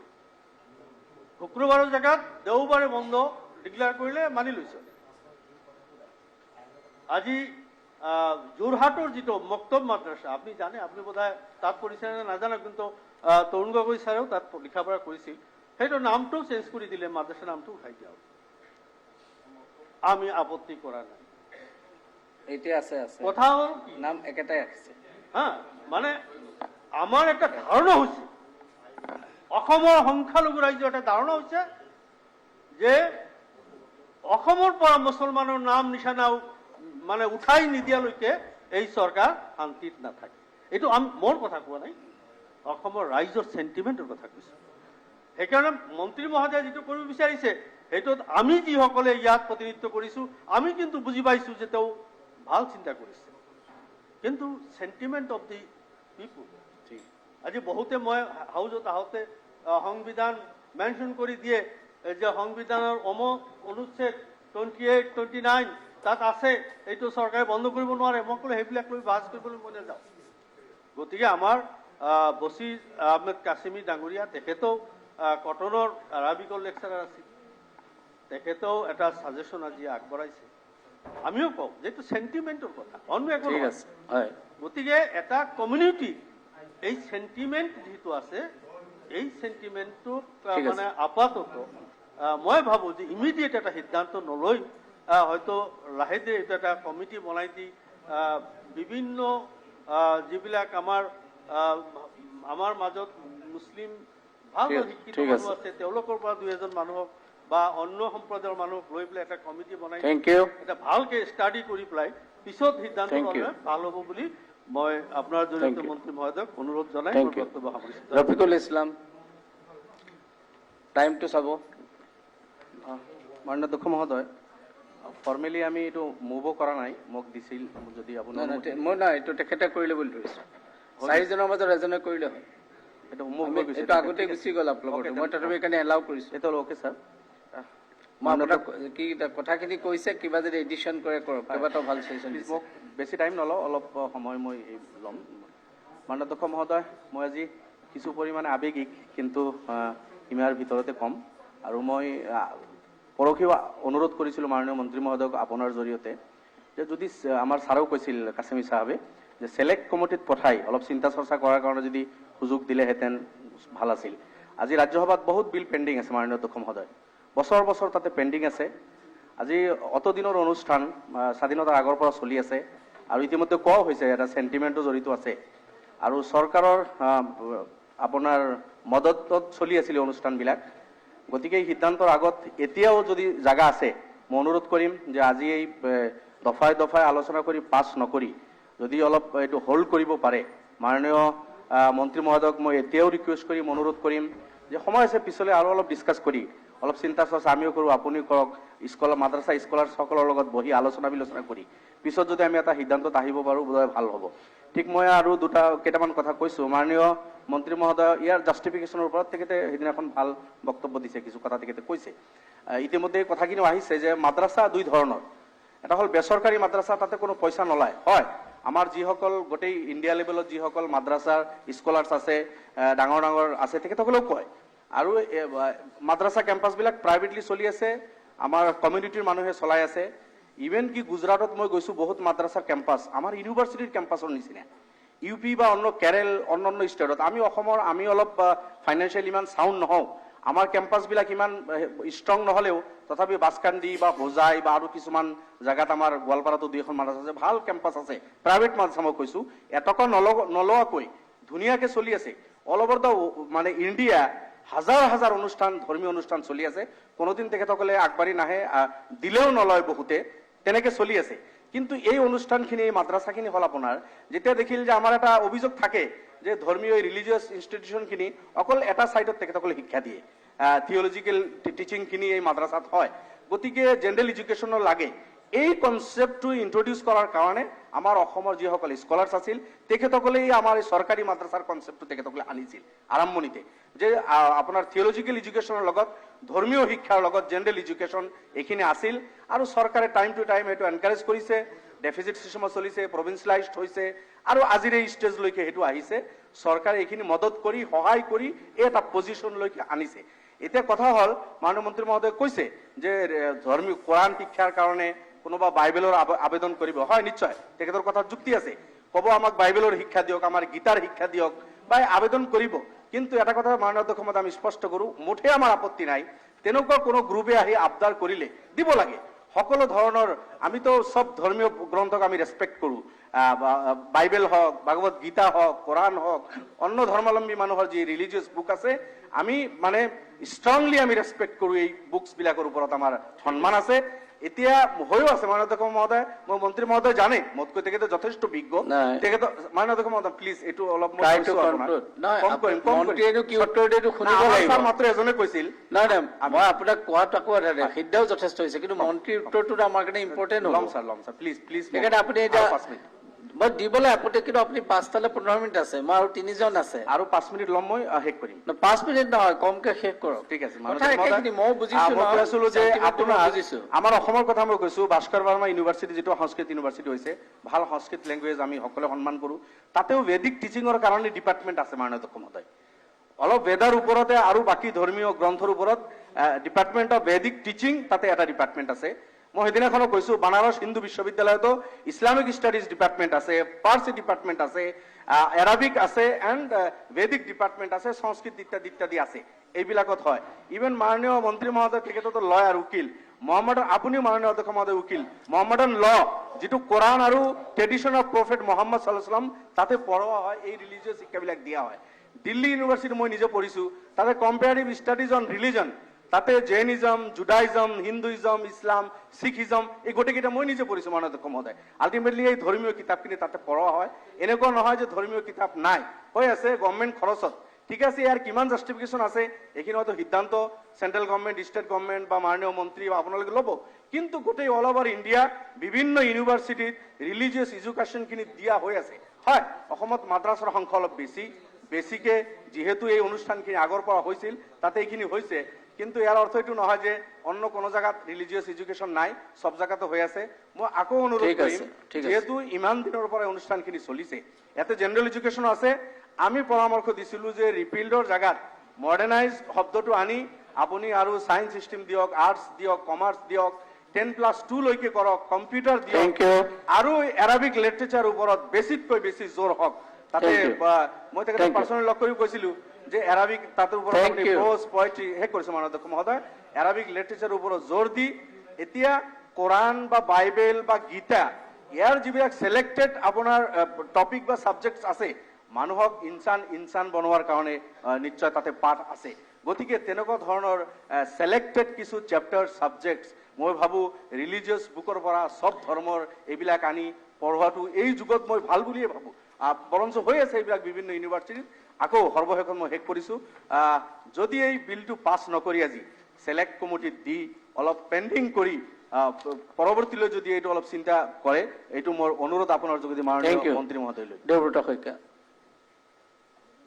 মাননীয় অধ্যক্ষ মহোদয় আপোনাক ধন্যবাদ দিছোঁ মোকো সুযোগ দিয়াৰ বাবে মাননীয় মহোদয় অধ্যক্ষ মহোদয় যিখন আইন আনিছে ৰিপিলিং এক্ট এইখনৰ আমি বিৰোধিতা কৰিছোঁ যিহেতু ভাৰত চৰকাৰৰ প্ৰধানমন্ত্ৰী ডাঙৰীয়াই ইতিমধ্যে কৈছে যে ভাৰতবৰ্ষক আমি বিশ্বগুৰু বনাব লাগিব আৰু নিশ্চিতভাৱে বিশ্বগুৰু হ'বলৈ হ'লে ইয়াৰ হিউমেন ৰিচোৰ্চ আগবাঢ়ি যাব লাগিব সবকা সাথ সবকা বিকাশ এই কথাখিনি নিশ্চিতভাৱে হ'ব যেতিয়া আমাৰ দেশৰ সকলো জনগণে আগবাঢ়ি যাব কিন্তু ভাৰতবৰ্ষৰ 20 কোটি মুছলিম লোকৰ ভিতৰত যিটো নেশ্যনেল ষ্টেটিষ্টিক্স অফিচৰ পৰিসংখ্যা সেই অনুসৰি 48% মুছলিমে ভাৰতত 12 ক্লাছলৈকে পঢ়ে আৰু 14% 12 ক্লাছৰ ওপৰত পঢ়ে সেই গতিকে চৰকাৰে এটা গুৰুত্ব দিছে যে সংখ্যালঘুসকলৰ বাবে শিক্ষা দীক্ষাৰ মডাৰ্ণাইজেশ্যন কৰিব লাগে আৰু প্ৰধানমন্ত্ৰী ডাঙৰীয়াৰ যি 15 point new agenda for minority development তাত যিটো 4 নম্বৰ দফা তাতে আছে যে modernising madrasa education provide basic educational infrastructure and resources for the modernisation of madrasa education. সেই গতিকে মাদ্ৰাছা শিক্ষাত যে কেন্দ্ৰ চৰকাৰে গুৰুত্ব দিছে এইটো আমি ধৰিব পাৰোঁ আৰু মাইনৰিটি এফেয়াৰ্ছৰ মন্ত্ৰী ডাঙৰীয়া মুক্তাৰ আব্বাছ নাকভি ডাঙৰীয়াই যোৱা 2019 চনৰ জুন মাহত কৈছে যে মাদ্ৰাছাবিলাক থাকে যিহেতু বহু অঞ্চলত সৰু সৰু গাঁওবিলাকত স্কুল কলেজ নাথাকে আৰু তেখেতসকলে প্ৰায় 9,000তকৈ অধিক মাদ্ৰাছাক সহায় কৰাৰ কথা কৈছে, যিটো ঠিক তেনেধৰণে ভাৰত চৰকাৰৰ এখন পাৰ্লিমেণ্টাৰী পেনেলৰ এটা ৰিপৰ্টত কৈছে যে drop in spending of modernisation scheme is a disturbing trend আৰু সেই গতিকে 80% ইনক্ৰিজ কৰিব বিচাৰিছে মাদ্ৰাছা শিক্ষাত তেখেতসকলে পুঁজি আবণ্টন আৰু এই অনুসৰি 2020-21 চনত 83% গ্ৰোথ হ'ব বাজেটাৰী এলোকেশ্যন 220 কোটি টকালৈ আৰু পৰৱৰ্তী সময়ত 2021-22 চনত 250 কোটি 2022-23 চনত 280 কোটি টকা মাদ্ৰাছা শিক্ষাৰ বাবে কেন্দ্ৰ চৰকাৰে ব্যৱস্থা কৰিবলৈ পৰামৰ্শ দিছে কেন্দ্ৰ চৰকাৰক আমাৰ পাৰ্লিমেণ্টাৰী কমিটিয়ে আৰু প্ৰায় 27,030 শিক্ষক 9,000 মাদ্ৰাছা আৰু এনেকৈ যিখিনি কথা কৈছে সেইখিনিৰ লগত যিহেতু চৰকাৰীভাৱে মডাৰ্ণাইজেশ্যন অফ মানে যিখিনি IDMI বুলি infrastructure development of minority institutes তাৰপিছত scheme for providing quality education in madrasas আজি কেন্দ্ৰ চৰকাৰৰ বিভিন্ন ঘোষিত কাৰ্যসূচী আছে। সেই গতিকে এই সময়ত আৰু যিহেতু 90:10 ৰেচিঅ'টো আমাৰ পুঁজি আহে সেই গতিকে যিহেতু মাদ্ৰাছাসমূহত অকল যে ধৰ্মীয় শিক্ষা দিয়ে এই কথাটো ইতিমধ্যে বহুতে কৈছে যে এই সত্য নহয় কাৰণ অসমীয়া ইংৰাজী গণিত বিজ্ঞান সমাজবিদ্যা আৰবী অসমীয়া সাহিত্যত থকাৰ দৰে কবিতা গল্প আৰু ফিকাহ আৰু আকাইদ এই বিষয়ত 50 নম্বৰ য'ত ইছলাম ধৰ্মীয় কিছু কথা বতৰা থাকে। সেই গতিকে এই কথাখিনি চাই আমি ভাবোঁ যে সদনৰ বহু সংখ্যক সদস্যই কোৱাৰ দৰে সকলোকে লৈ যিহেতু যাব লাগে আপুনি যদি চিলেক্ট কমিটিৰ বাবে এটা বিবেচনা কৰে চৰকাৰৰ মই ভাল পাম আৰু এইখিনিকে কৈ ভাবোঁ যে যিহেতু প্ৰধানমন্ত্ৰীয়ে বিশ্বগুৰু বনাব বিচাৰে আমাক সকলোকে যাব লাগিব আৰু সংখ্যালঘুসকলৰ মাজত যি জন্মৰ হাৰ বৃদ্ধি গৱেষক সমাজ গৱেষকসকলে কৈছে যে ইয়াৰ কাৰণ হ'ল শিক্ষাৰ অনগ্ৰহতা অৰ্থনৈতিক অনগ্ৰহতা এই এনেকুৱা ধৰণৰ কথা থকাৰ পিছত আমি কেনেকৈ আৰু যিসকলে ট্ৰেডিশ্যনেল শিক্ষাৰ যোগেদিও আগবাঢ়ি পেলাই স্কিল ডেভেলপমেণ্টত যাব পাৰে তাৰ বাবে অসম চৰকাৰৰ বিশেষ কাৰ্যসূচী কেন্দ্ৰ চৰকাৰ নিচিনাকৈ ল'ব বুলি আশা কৰি মই এই বিলখনৰ বিৰোধিতা কৰিছোঁ। প্ৰতিভা জীয়াক আৰু বৃন্দাবন গোস্বামী অকণমান ক'ব খুজিছিলে কিন্তু মই কৈছোঁ সময়ৰ প্ৰতি লক্ষ্য ৰাখিব 2টা বা 3টা চেণ্টেন্স যিকেইটা দৰকাৰ বেছি এলাবৰেট নকৰিব। মাননীয় অধ্যক্ষ মহোদয় মই সকলো কথা শুনি আছোঁ আৰু মাননীয় মন্ত্ৰী ডাঙৰীয়াও কালি কথাখিনি কওঁতে মই বৰ মনোযোগেৰে শুনিছোঁ। মাদ্ৰাছাতে হওক আমাৰ স্কুল হাইস্কুলতে হওক এই ল'ৰা ছোৱালী আমাৰ ল'ৰা ছোৱালী।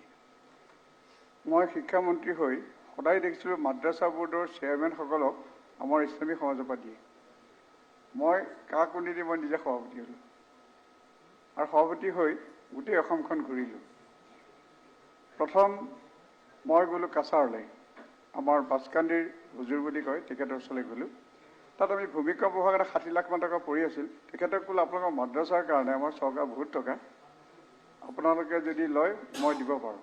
তেখেতে ক'লে এই টকাত আপোনাৰ অধিকাৰ ক'ত মোক নালাগে আপুনি দৰমহা কিমান পায় এই বুলি মোক এখন ৰচিদ বহি উলিয়াই দিলে আপোনাৰ যি শক্তি তাৰে দিয়ক। মই এটা শিক্ষা পালোঁ যে চৰকাৰী ধন মই মন্ত্ৰী হয় এই মোৰ শব্দটো কোৱাৰ অধিকাৰ মোৰ নাই। তৈবুৰামন দেৱৰ ওচৰলৈ গ'লোঁ তেখেতক একেখিনি কথা ক'লোঁ। তেখেতে ক'লে কিয় নল'ম কৰ কাটল দি আমি পুঁজি কৰিছোঁ চৰকাৰৰ ঘৰত ইয়াত মোৰ অংশ আছে আমি ল'ম। মাদ্ৰাছা এডুকেশ্যনটো খুব অৱহেলিত হৈছিল পৰীক্ষা ঠিকমতে পাতিব নোৱাৰে আৰু তাত নতুন কোনো বিষয় অন্তৰ্ভুক্ত কৰা হোৱা নাছিল। তেওঁলোকে পাছ কৰি কলেজত যাব নোৱাৰে। এই ল'ৰা ছোৱালীখিনি আমাৰ ল'ৰা ছোৱালী তেওঁলোকে পৰিৱৰ্তিত যিখন পৃথিৱী সেই পৃথিৱীৰ লগত অপৰিচিত হৈ তেওঁলোক থাকিবলগীয়া হয়। মই সকলো ছুপাৰিণ্টেণ্ডেণ্টক মাতিলোঁ গোমা ফুলবাৰীলৈ আৰু গোমা ফুলবাৰীত এখন ডাঙৰ সভা হ'ল। তেখেতসকলক ক'লো আজি আমাৰ মন্ত্ৰী ডাঙৰীয়াই এটা প্ৰগ্ৰেছিভ এটা প্ৰগতিশীল দৃষ্টিভংগীৰে তেখেতে কালি ইমান সুন্দৰকৈ কথাখিনি কৈছে। এই ল'ৰা ছোৱালীখিনিৰ কাৰণে মই তেওঁলোকৰ লগত কথা পাতিলোঁ যে আপোনালোকৰ সকলো চৰকাৰী হ'ব, সকলোৱে ব্যৱস্থা ল'ব আৰু ইয়াত নতুন নতুন বিষয় আৰম্ভ কৰক। আছিমগঞ্জত যাওঁতে মই আমাৰ EMFৰ ওচমানী ডাঙৰীয়াকো মাতিলোঁ, আমাৰ সেই সময়ৰ সন্তোষ দেৱ ডাঙৰীয়াকো মাতিলোঁ, সকলো গ'ল, লক্ষ মানুহ হ'ল। এটা পৰিৱেশৰ মাজত সেইদিনা সকলোৱে ল'লে আৰু মাদ্ৰাছাসমূহলৈ চৰকাৰী উন্নয়ন আগবঢ়াব। আজি মাদ্ৰাছাৰ ছাত্ৰ ছাত্ৰীৰ পৰিৱৰ্তিত পৰিৱেশ আজি মানে আমাৰ বিষয়টো হৈছে ৰিপিলিঙৰ কথা দিছে আৰু আমাৰ মন্ত্ৰী ডাঙৰীয়াই যিটো দিছে মই কালিৰ পৰা শুনি পেলাই এটাই অনুভৱ কৰিছোঁ যে এই নতুন চাম পুৰুষক নতুন চাম শিশুক একত্ৰিতভাৱে এখন নতুন পৃথিৱীৰ লগত যাতে দেখুৱাই দিব পাৰে, আগবঢ়াই দিব নোৱাৰে, এই অনুভৱটো হৈছে। Thank you. গতিকে মই ইছলামিক ধৰ্মৰ কথা আমি জানিম। মোৰ আমাৰ গভৰ্ণমেণ্ট হাই স্কুলত উৰ্দু পঢ়িছিলে, অসমীয়া আমাৰ হিন্দু ল'ৰাই উৰ্দু পঢ়িছিল আৰু এগৰাকী মোৰ বান্ধৱীয়ে সংস্কৃতত MA পঢ়ি BN কলেজ ধুবুৰীত তেওঁ হেড হৈছিল সংস্কৃত আৰু বহু ইছলামিক ল'ৰাই বহু নেতৃত্ব লৈছে। গতিকে ধৰ্মই প্ৰেম দয়া কৰুণাৰ মাজেৰে মানুহক একত্ৰিত কৰে আৰু ৰাজনীতি আইনৰ মাজেৰে। গতিকে আজি মন্ত্ৰী ডাঙৰীয়াই সেইবোৰ অসুবিধাৰ কথা তেখেতে উল্লেখ কৰি আইনৰ মাজেৰে কোনখিনি কাম লৈ যাব পাৰে সেইটো তেখেতে কৈছে। Thank you. আৰু ধৰ্মৰ মাজেৰে প্ৰেম দয়া দুটা ধাৰা, কোনটো ধাৰাই শেষত পৃথিৱীখনক কোনফালে লৈ যায় আমি নাজানো, এইটো অৱসামনকাল চলিব। গতিকে আজি এটা কথা আমি সকলো সদনৰ একমত হোৱা উচিত, এইখন অসমত জন্ম হোৱাজনে হুছেইন লিখেনে, আলি লিখেনে, বৰুৱা লিখেনে, ভট্টাচাৰ্য লিখে, তেওঁ কি লিখে বেলেগ কথা, মিচিঙে দনিপুলিত কৰক, পাথৰো কৰক। কালি আমাৰ মন্ত্ৰী ডাঙৰীয়াই কোৱা কথা সময়টো কথা হয় মই শেষ কৰিছোঁ। গতিকে আজিৰ এইখনৰ উদ্দেশ্যটো তেখেতে আনিছে যে অসমত বসবাস কৰা জাতি ধৰ্ম গোষ্ঠীৰ প্ৰত্যেকটো নৱপ্ৰজন্মক এইখন পৃথিৱীৰ প্ৰত্যাহ্বানৰ মুখামুখি কৰিবৰ কাৰণে এটা যুগৰ পৰা আন এটা উন্নত যুগলৈ লৈ যোৱাৰ কাৰণে সহায় কৰিলে মই ভাবোঁ যে আমি ঐক্যবদ্ধভাৱে আমি যদি আগবাঢ়ি সিদ্ধান্তটো আগবঢ়াই লৈ যাওঁ তাতকৈ অহা দিনৰ কাৰণে ভাল ইতিহাস আমি তৈয়াৰ কৰোঁ। প্ৰতিভা হাজৰিকা 2 মিনিট বা 3 মিনিট 3 মিনিটতে কৰিব। অধ্যক্ষ মহোদয়, ভাৰতীয় সংবিধানখন চবৰে কাৰণে আছে। সংবিধান এইটো একেবাৰে টপ টু বটম চবকে কভাৰ কৰি পেলাই সংবিধানখন ৰচনা কৰিছে। সেইকাৰণে সংবিধানত এটা বৃহৎ ডাঙৰ ছেকশ্যন এটা ডিপ্ৰাইভ কৰিবৰ কাৰণে কিন্তু সংবিধানখন নাই। এটা মই সেই কথাটো মানে দাঙি ধৰিছোঁ। এতিয়া যদি লেংগুৱেজ চাওঁ তেতিয়াহ'লে চাইনা ৱৰ্ল্ডৰ মানে ফাৰ্ষ্ট ইকনমি হ'বলৈ গৈ আছে। চাইনিজ কিন্তু চাইনাৰ লেংগুৱেজটোহে কয় তেওঁলোকে, অইন কথা নাপাতে। মই ক'ম ভাবিছোঁ তাহাঁতি মানে ইংৰাজীটো আমি চাইনাত গৈ দেখিছোঁ, তাহাঁতি ইংলিছতো কথা নাপাতে, তাহাঁতি চাইনিজ ভাষাই কয়। এতিয়া সেইকাৰণে লেংগুৱেজ কেনট বি মানে বেৰিয়াৰ। লেংগুৱেজ জানিলে যে আমি গৈ পেলাই কোনোবা দেশত কাম পাম সেইটো কথা নহয়। আমাৰ ইয়াৰ এটা সাধাৰণ ড্ৰাইভাৰে নাগালেণ্ডত গাড়ী চলাওঁতে সি নাগা ভাষা কয়। এতিয়া অধ্যক্ষ মহোদয় অসমৰ মানুহক সৰল মানুহ বুলি কয় যে এই মানুহখিনি অতি সহজ সৰল মানুহ। এতিয়া সহজ সৰল মানুহখিনিক মই ভাবিছোঁ যে সহজ সৰল মানুহখিনিক মানে বহুত দিনৰ আগৰ পৰাই বহুতে এই মানুহবিলাকৰ ওপৰত শোষণ চলাই আছে। আমি এইবিলাকত কাহানিও এই দিশবিলাক আমি আচলতে কোনো চোৱা নাই। আৰু আমাৰ কি হৈছে, আমাৰ এই গোটেই বিলখনৰ লগত কথা বেলেগ কথাটো কৈলা, 2-3টা কথা ক'বলৈ দিয়ক আপুনি। বিলখনৰ লগত ৰিলেটেড, নহ'লে অন্য কথা ক'লে দিগদাৰ হ'ব নহয়, বেছি কথা নকওঁ। এতিয়া এইফালে আমাৰ গোটেই সীমাটো আমাৰ চিল হৈ আছে, আমাৰ এইফালে খুলি দিয়া আছে। এতিয়া এইটো ছাইডৰ পৰা যিখিনি আহিছে আমাৰ মানুহটো বাহিৰত গৈ শিকিবলৈ নাযায়, খুব কম মানুহ যায়। এতিয়া সেইকাৰণে সেই মানুহবিলাকক এক্সপ্লইট কৰি থকা হৈছে। আজি এতিয়া আমাৰ ইয়াতে কৈছে যে এইটো 700 বছৰৰ আগৰ পৰা আছে বুলি কৈছে, 700 বছৰ আগত। এতিয়া আমাৰ যিটো ৰাজহ অধ্যক্ষ মহোদয়, এই ৰাজহটো আমাৰ চবৰে ৰাজহ আছে নাই? ৰাজহৰ পইচা দি পেলাই আমি বিশেষ এটা আমি ধৰ্ম, যিটো আমাৰ তেখেতেও কৈছে যে এটা আমি বিশেষ ধৰ্ম পঢ়াবৰ কাৰণে আমি সেই ৰাজহটো খৰচ কৰি আছোঁ। কিন্তু তেখেতসকলে আমাৰ শৰ্মা আলীও কৈছে যে প্ৰকৃততে মই ব্যক্তিগতভাৱে ক'বলৈ হ'লে যে আমাৰ যিটো ধৰ্ম মুছলিম ইছলাম ধৰ্ম সেইটো কোনো কাৰণতে এনেকৈ চৰকাৰ পইচা লৈ পেলাই চলিব নোৱাৰে সেইটো আছেই কিন্তু এইটো শৰ্মা আলীয়ে কৈ গৈছে মই তেওঁ কৈ যোৱা কথাটো ডিবেটলৈ মই যাব খোজা নাই এইকাৰণে ক'ব বিচাৰিছো যে আজি যিখন বিল আহিছে এইখন কাকো অপকাৰ কৰিবৰ কাৰণে বিল অহা নাই কাৰো ধৰ্মীয় আলোচনাত বা ধৰ্মীয় চৰ্চাত বাধা দিবৰ কাৰণে অহা নাই চব ৰিলিজন প্ৰেক্টিছ কৰিবৰ কাৰণে they are having liberty under the constitution of India সেইটোত কোনো বাধা নাই কিন্তু মই এই কথাটো কৈছোঁ যে এতিয়া আজি অসমৰ মানুহবিলাকে গোটেই কথাবিলাক লাহে লাহে সেইবোৰ চাবলৈ ধৰিছে আৰু এইটো চাব লাগিব নহ'লে কাইলৈ পৰহিলে অসমখন সাংঘাতিক অৱস্থা হ'ব ঠিক আছে সেইকাৰণে মই আশা ৰাখিম যে আমাৰ আজি এটা সুস্থ সিদ্ধান্ত হোৱা ভাল ঠিক আছে thank you what is your point of order অধ্যক্ষ ডাঙৰীয়া সন্মানীয় সদস্য প্ৰদীপ হাজৰিকা ডাঙৰীয়াই অধ্যক্ষ ডাঙৰীয়া সন্মানীয় সদস্য প্ৰদীপ হাজৰিকা ডাঙৰীয়াই তেখেতৰ বক্তব্য ৰাখিব পাৰে কিন্তু এটা কথাত আমাৰ আপত্তি আছে যে ৰাজহৰ টকাৰে ধৰ্ম চলাই আছে নাই কৈছে ছাৰ ৰাজহৰ টকাৰে ধৰ্ম চলাই আছে বুলি কৈছে। ৰাজহৰ টকাৰে ধৰ্ম চলা শব্দটো মই শুনা নাই না।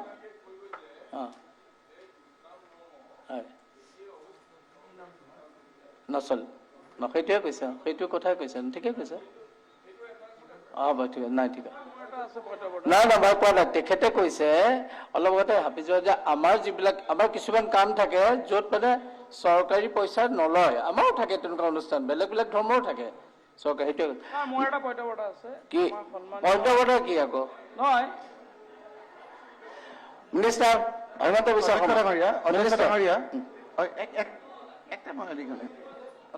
মই বক্তৃতা নিদিওঁ, যোৱা পৰহি বক্তৃতা দিওঁতে মই কৈছিলো এটা প্ৰিণ্ট ড্ৰাইভ আৰু আপোনাক মই এইটো দি দিওঁ। Minister please.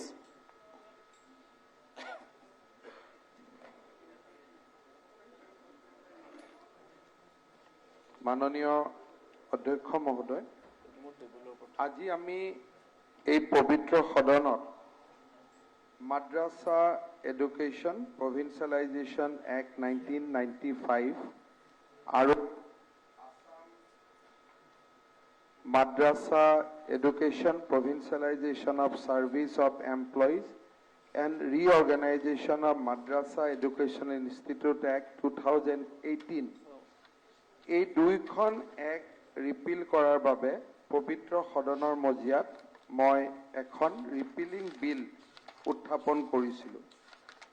এই বিলখনৰ ওপৰত আলোচনাত আমাৰ পবিত্ৰ সদনৰ সন্মানীয় বিৰোধী পক্ষৰ সদস্যসকল, বিৰোধী দলপতি, উপদলপতি, UDF দলৰ দলপতি আৰু প্ৰাক্তন শিক্ষামন্ত্ৰী বৃন্দাবন গোস্বামী ডাঙৰীয়াকে আদি কৰি বহুকেইজন সদস্যই ইয়াত অংশগ্ৰহণ কৰিছে। অধ্যক্ষ মহোদয়, প্ৰথম আমি এটা কথা স্পষ্ট কৰি দিব লাগিব যে এই শিক্ষানুষ্ঠানবিলাক বন্ধ কৰাৰ বাবে আজি আমি কোনো বিল অনা নাই।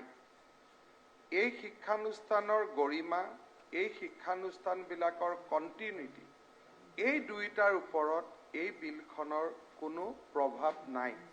প্ৰথম কথা, যেতিয়া আমি কোনোবাই কৈছে যে আমি আৱেগিক হৈছোঁ, যদি আমি শিক্ষানুষ্ঠান এখন বন্ধ কৰি দিব খোজোঁ, স্বাভাৱিকভাৱে আৱেগিক হোৱাটো স্বাভাৱিক। কিন্তু এটা কথা মই হাউচত ক'ব খোজোঁ যে ৱাৰেন হেষ্টিংছে যেতিয়া আৰম্ভ কৰিছিল মাদ্ৰাছা শিক্ষা কম্বিনেশ্যন কৰি জেনেৰেল এডুকেশ্যন, সেই যিটো এটা কাম আৰম্ভ হৈছিল যে কৌমীৰ পৰা হাইব্ৰিডৰ পৰা জেনেৰেল এডুকেশ্যন, এটা প্ৰচেষ্টা আছিল। সেই প্ৰচেষ্টাটোকে হয়তো আজি বহুত বছৰ পিছত আমি ইয়াত সাৰ্থক কৰিবৰ বাবে থিয় হৈছোঁ। কৌমী শিক্ষা যিটোক আমি হাফিজি মাদ্ৰাছা বুলি কওঁ, তাৰ ইতিহাস বহুত বছৰ পুৰণা। এটা সময় ভাৰতবৰ্ষত আমাৰ প্ৰণেতাসকলে বা ভাৰতবৰ্ষৰ বিদ্বান ব্যক্তিসকলে অনুভৱ কৰিছিল যে অকল যদি কৌমী শিক্ষা আমি ইছলাম ধৰ্মাৱলম্বী লোকৰ মাজত দি থাকোঁ, এই সমাজখনৰ পৰা IAS অফিচাৰ নাহিব, ডক্টৰ নাহিব, ইঞ্জিনিয়াৰ নাহিব। এটা সময়ত বিশেষকৈ কলিকতাত মাদ্ৰাছা আৰম্ভ কৰা হৈছিল যে য'ত কৌমি শিক্ষা, যাক আমি থিঅলজিকেল এডুকেশ্যন বুলি কওঁ, তাৰ লগত নৰ্মেল এডুকেশ্যনক সন্মিলিত কৰাৰ এটা প্ৰচেষ্টা হৈছিল। আৰু সেই কাৰণেই আজি আমি যি মাদ্ৰাছা এডুকেশ্যনৰ কথা আলোচনা কৰিছোঁ, this madrasa education is typical to Assam and Bengal. বাকী জগাত যি বিৰোধী দলপতি গৰাকীয়ে মাদ্ৰাছা মডাৰ্ণাইজেশ্যনৰ কথা কৈছে, তাত আমি একমত। আমাৰ যদি ভগৱানে যদি সুযোগ দিয়ে, নেক্সট যদি আমি সুযোগ পাওঁ, ওপৰলাই যদি সুযোগ দিয়ে, যি ধৰণে প্ৰধানমন্ত্ৰী ডাঙৰীয়াৰ আশা যে এফালে কোৰাণ এফালে কলম, যিটো দিন আৰু দুনিয়া, এই দুইটাৰ ওপৰত যিটো তেখেতৰ প্ৰচেষ্টা, সেই প্ৰচেষ্টাক আমি ক্ৰিয়ান্বিত কৰিবলৈ আমি চেষ্টা কৰিম। 2008 চনত মই ব্যক্তিগতভাৱে প্ৰচেষ্টা চলাইছিলোঁ, মুখ্যমন্ত্ৰী গগৈ ডাঙৰীয়াৰ লগত আলোচনা কৰি। ৱাজেদ আলী চৌধুৰী ডাঙৰীয়াই, ৱাজেদ দাই আজি এই কথাটো উল্লেখ কৰিছে, মই কম যে এসময়ত আমি বিচাৰিছিলোঁ যে হাফিজি মাদ্ৰাছাবিলাকত দুটা কম্পোনেণ্ট হওক, এটা ধৰ্মীয় শিক্ষা হওক আৰু আনফালে সৰ্বশিক্ষা অভিযানৰ পৰা অংক, গণিত আৰু সমাজ বিজ্ঞানৰ আমি শিক্ষক দিম, যাতে হাফিজি মাদ্ৰাছাত পঢ়া ছাত্ৰ ছাত্ৰীসকলে দিন আৰু দুনিয়া, ধৰ্ম আৰু জগত দুইখনৰে জ্ঞান তেওঁলোকে ল'ব পাৰে। 2008 চনত কেতিয়াবা মই বদৰুদ্দিন আজমল ডাঙৰীয়াক হুজুৰ বুলি ক'লে কিছুমানে আপত্তি কৰে। সন্মানত ৰাজনৈতিক পাৰ্থক্য যিয়ে নহওক, সন্মানত যি সন্মান যাৰ য'ত যেনেকুৱা আমি তেনেকে ক'ব লাগিব, তাত কোনো কথা নাই। মই যদি হুজুৰ বুলি কোৱাটো কোনো ভুল হ'ব নোৱাৰে। আজিও মই যিজনে জ্ঞানী তেওঁক হুজুৰ বুলি ক'ম। আমাৰ কোনোবা হিন্দু ধৰ্মৰ ওপৰত জানিলে তেখেতক পণ্ডিত বুলি ক'ম, কোনোবা বাইবেলৰ ওপৰত জানিলে তেখেতক ফাদাৰ বুলি ক'ম। তেওঁ ৰাজনীতিৰ লগত মোৰ একাত্মতা নাথাকিব, ৰাজনীতি বেলেগ বেলেগ হ'ব। এই প্ৰস্তাৱটোলৈ যেতিয়া বদৰুদ্দিন আজমল ডাঙৰীয়াৰ ওচৰত মই গৈছিলোঁ, কাৰণ তেখেত সেই সময়ত আমাৰ আজি ৱাজেদ আলী চৌধুৰী ডাঙৰীয়াই যিটো কথা ইয়াতে উল্লেখ কৰিছে যে তেওঁলোক তেতিয়া তঞ্জিমৰ সভাপতি আছিল।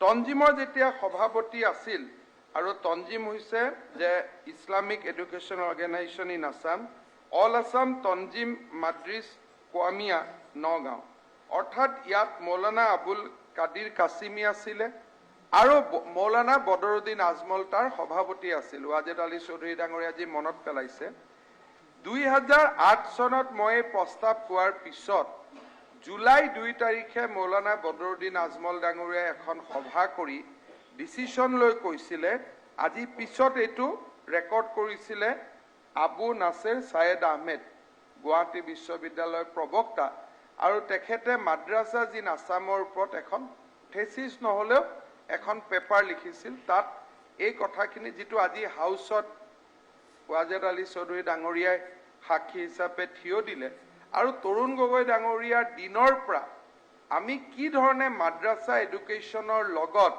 দিন আৰু দুনিয়া দুইটাৰ শিক্ষা দিয়াৰ কাৰণে প্ৰয়াস কৰি আছিলোঁ, আৰু তাৰ ৰাস্তাৰ পৰা আমি যে আজিও আঁতৰি যোৱা নাই, সেই কথাখিনি ক'বৰ কাৰণে মই ইয়াত থিয় হৈছোঁ। তেতিয়া মৌলানা বদৰুদ্দিন আজমলে কৈছিল যে this organisation is opposed to the idea of appointing teacher under the Sarva Shiksha অভিযান। In a meeting of the Tanjim presided over by its president Maulana Badruddin Ajmal on July 2, 2008, they passed a resolution saying that there was a hidden objective in inducting the Sarva Shiksha courses and appointment of teachers in madrasas under the Abhijan. অৰ্থাৎ আমি বিচাৰো যে হাফিজি মাদ্ৰাছা বিলাকো দিন আৰু দুনিয়া দুইটাৰ শিক্ষা হ'ব লাগে। আজি বিৰোধী দলপতি ডাঙৰীয়াই যিটো কথা উল্লেখ কৰিলে, যি মাদ্ৰাছাৰ কথা নাগবী ডাঙৰীয়াই উল্লেখ কৰিছে, সেই মাদ্ৰাছা আমাৰ মাদ্ৰাছা নহয়। এই মাদ্ৰাছা অকল অসম আৰু বেংগলত দেখা পোৱা যায়, যি ৱাৰেং হাষ্টিং ডাঙৰীয়াই আৰম্ভ কৰিছিল। These madrasas are not there in any other part of the country.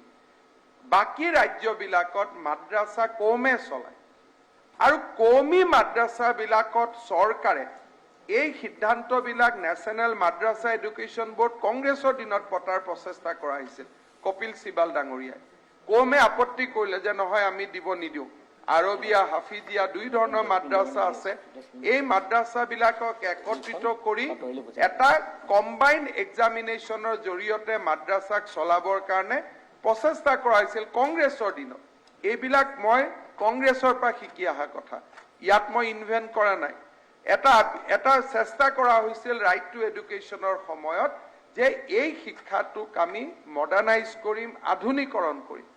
প্ৰধানমন্ত্ৰী নৰেন্দ্ৰ মোদী ডাঙৰীয়াই সবকা সাথ সবকা বিকাশ এই নীতিৰ আধাৰত তেওঁলোকে কৈছিলে যে দিন আপোনালোকে চলক, দুনিয়াটো আমাক চলাব দিয়ক। অৰ্থাৎ ইছলামৰ শিক্ষা, হাদিত কোৰাণৰ শিক্ষা আপোনালোকে দিয়ক, কিন্তু জ্ঞান প্ৰজ্ঞা যিটো ব্যৱহাৰিক জ্ঞান আৰু প্ৰজ্ঞা তাক দিয়াৰ দায়িত্ব আমাক দিয়ক। কিছু মাদ্ৰাছাই সেই দিশত গৈছে, কিছু মাদ্ৰাছাই সেই দিশত যোৱা নাই।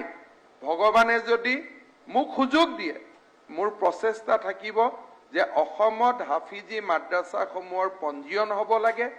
তেওঁলোকে বেছিক এই কিতাপখন মই অনুৰোধ কৰিম যে যিসকল আজি আৱেগিক হৈছে মাদ্ৰাছা এডুকেশ্যন লৈ, তেওঁলোকে কিতাপখন পঢ়িব। আবু নেছাৰ ছৈয়দ আহমেদ ডাঙৰীয়াই লিখা যে কি ধৰণে এটিমখানাবিলাকতে হওক বা কি ধৰণে বানাত মাদ্ৰাছাসমূহত হওক বা মাদ্ৰাছাসমূহক হওক প'ৰ কোৱালিটি এডুকেশ্যনেৰে তেওঁলোকে দিনৰ বাবেও নিজক প্ৰস্তুত কৰিব পৰা নাই, দুনিয়াৰ বাবেও নিজক প্ৰস্তুত কৰিব পৰা নাই। আৰু these are recorded fact by Islamic scholar, not by me. হয়, মোৰো মই আগতে কৈছিলো, কালিও মই আমাৰ বিৰোধী দলপতি দেৱব্ৰত শইকীয়াৰ লগত কেণ্টিনত চাহ খাই থাকোঁতে কৈছো যে ইতিহাসটো কোনেও মুচিব নোৱাৰে। মোৰ জীৱনত মই কেতিয়াও কংগ্ৰেছৰ দিনত কৰা টুইট মই এটাও মুচা নাই। মোক বহুতে পৰামৰ্শ দিয়ে টুইটবোৰ মুচি নিদিয়ে কিয়, এইবোৰ কৰি থাকে, চাইট কৰি থাকে। কিন্তু মই কাৰণে মুচি নিদিওঁ যে জীৱনৰ এটা পৰ্যায় মই মুচিব নোৱাৰো, কাৰণ মোৰ দেউতাই এটা কথাত লিখি থৈ গৈছিল যে যিটো সোঁত আমি জীৱনৰ যিটো পণ আমি পাৰ হৈ আহিলো, সেই পণটোৰ ওপৰত আমাৰ অধিকাৰ নাই। সেইটো ৰেকৰ্ডেড হৈ গ'ল, ইতিহাসে লৈ গ'ল। সেই পণটোৰ ওপৰত মোৰ অধিকাৰ নাই। মাদ্ৰাছা শিক্ষাৰ ওপৰত মোৰ এটা দৃষ্টিভংগী আছিল যে ইছলামিক লোকৰ তেওঁলোক শিক্ষাৰ প্ৰতি ৰক্ষণাবেক্ষণ আছিল, কনজাৰভেটিভ আছিল। চ' মাদ্ৰাছালৈকে ওৱান ষ্টেপ আহিলে, নেক্সট ষ্টেপ তেওঁলোকে হয়তো মডাৰ্ণ এডুকেশ্যনলৈ আহিব। তাৰ পৰিপ্ৰেক্ষিতত মাদ্ৰাছা এডুকেশ্যনৰ আমি পৃষ্ঠপোষকতাও কৰিছিলোঁ, ডাইৰেক্টৰ মাদ্ৰাছা এডুকেশ্যনো আমি কৰিছিলোঁ। আৰু বদৰপুৰত গৈ ইছলামিক দৰ্শনৰ ওপৰত মোৰ যিখিনি পজিটিভ আউটলুক, তাত আন কথাও আছে যি কথা মই ব্যক্তিগতভাৱে কম, হাউচত ক'ব নোৱাৰো। যেনেকে মোৰ জেহাদৰ ওপৰত মোৰ দুটা দৃষ্টিভংগী আছে যে পয়গম্বৰ হজৰত মহম্মদে কোনটো জেহাদৰ কথা কৈ গৈছিল, আজিৰ জেহাদৰ কথা কৈ গৈছিল নে মানুহৰ শৰীৰৰ ওপৰত জেহাদৰ কথা কৈ গৈছিল। মোৰ দৃষ্টিভংগীৰ পাৰ্থক্য আছে, কিন্তু ইছলামৰ পবিত্ৰতাক আমি কেতিয়াও অস্বীকাৰ নকৰো। আমি ৰাজনীতিক অস্বীকাৰ কৰো, মৌলাবাদক অস্বীকাৰ কৰো, কিন্তু আমি দৰ্শনক অস্বীকাৰ নকৰো। আজি ৱাদেদ চৌধুৰী ডাঙৰীয়াই যদি কয় যে এইখন গভৰ্ণমেণ্টৰ মেছেজ গৈছে ইছলাম বিৰোধী, মই ভাবো যে ইয়াতকৈ আৰু ভুল মেছেজ ক'তো যাব নোৱাৰে। যোৱাকালি জলেশ্বৰৰ বিধায়ক ডাঙৰীয়াৰ লগত মই কথা পাতিছো যে আমি তাত গৈ মডেল আমাৰ ওমেন কলেজৰ কাম আমি আৰম্ভ কৰিম। মোৰ কি প্ৰয়োজন আছিল মহিলা কলেজ স্থাপন কৰাৰ কাৰণে? তাততো কোনো মোৰ প্ৰয়োজন নাছিল। আজি মুছলিম সমাজৰ স্কলাৰশ্বিপ নৰেন্দ্ৰ মোদী ডাঙৰীয়াৰ দিনত যিটো বৃদ্ধি হৈছে, আমাৰ দিনত আজি আপোনালোকে চাব গুৱাহাটী মেডিকেল কলেজত 4 বছৰ আগলৈকে চাব কোনো মুছলিম পেচেণ্ট নাহিছিল নগাঁও মঙলদৈৰ পৰা।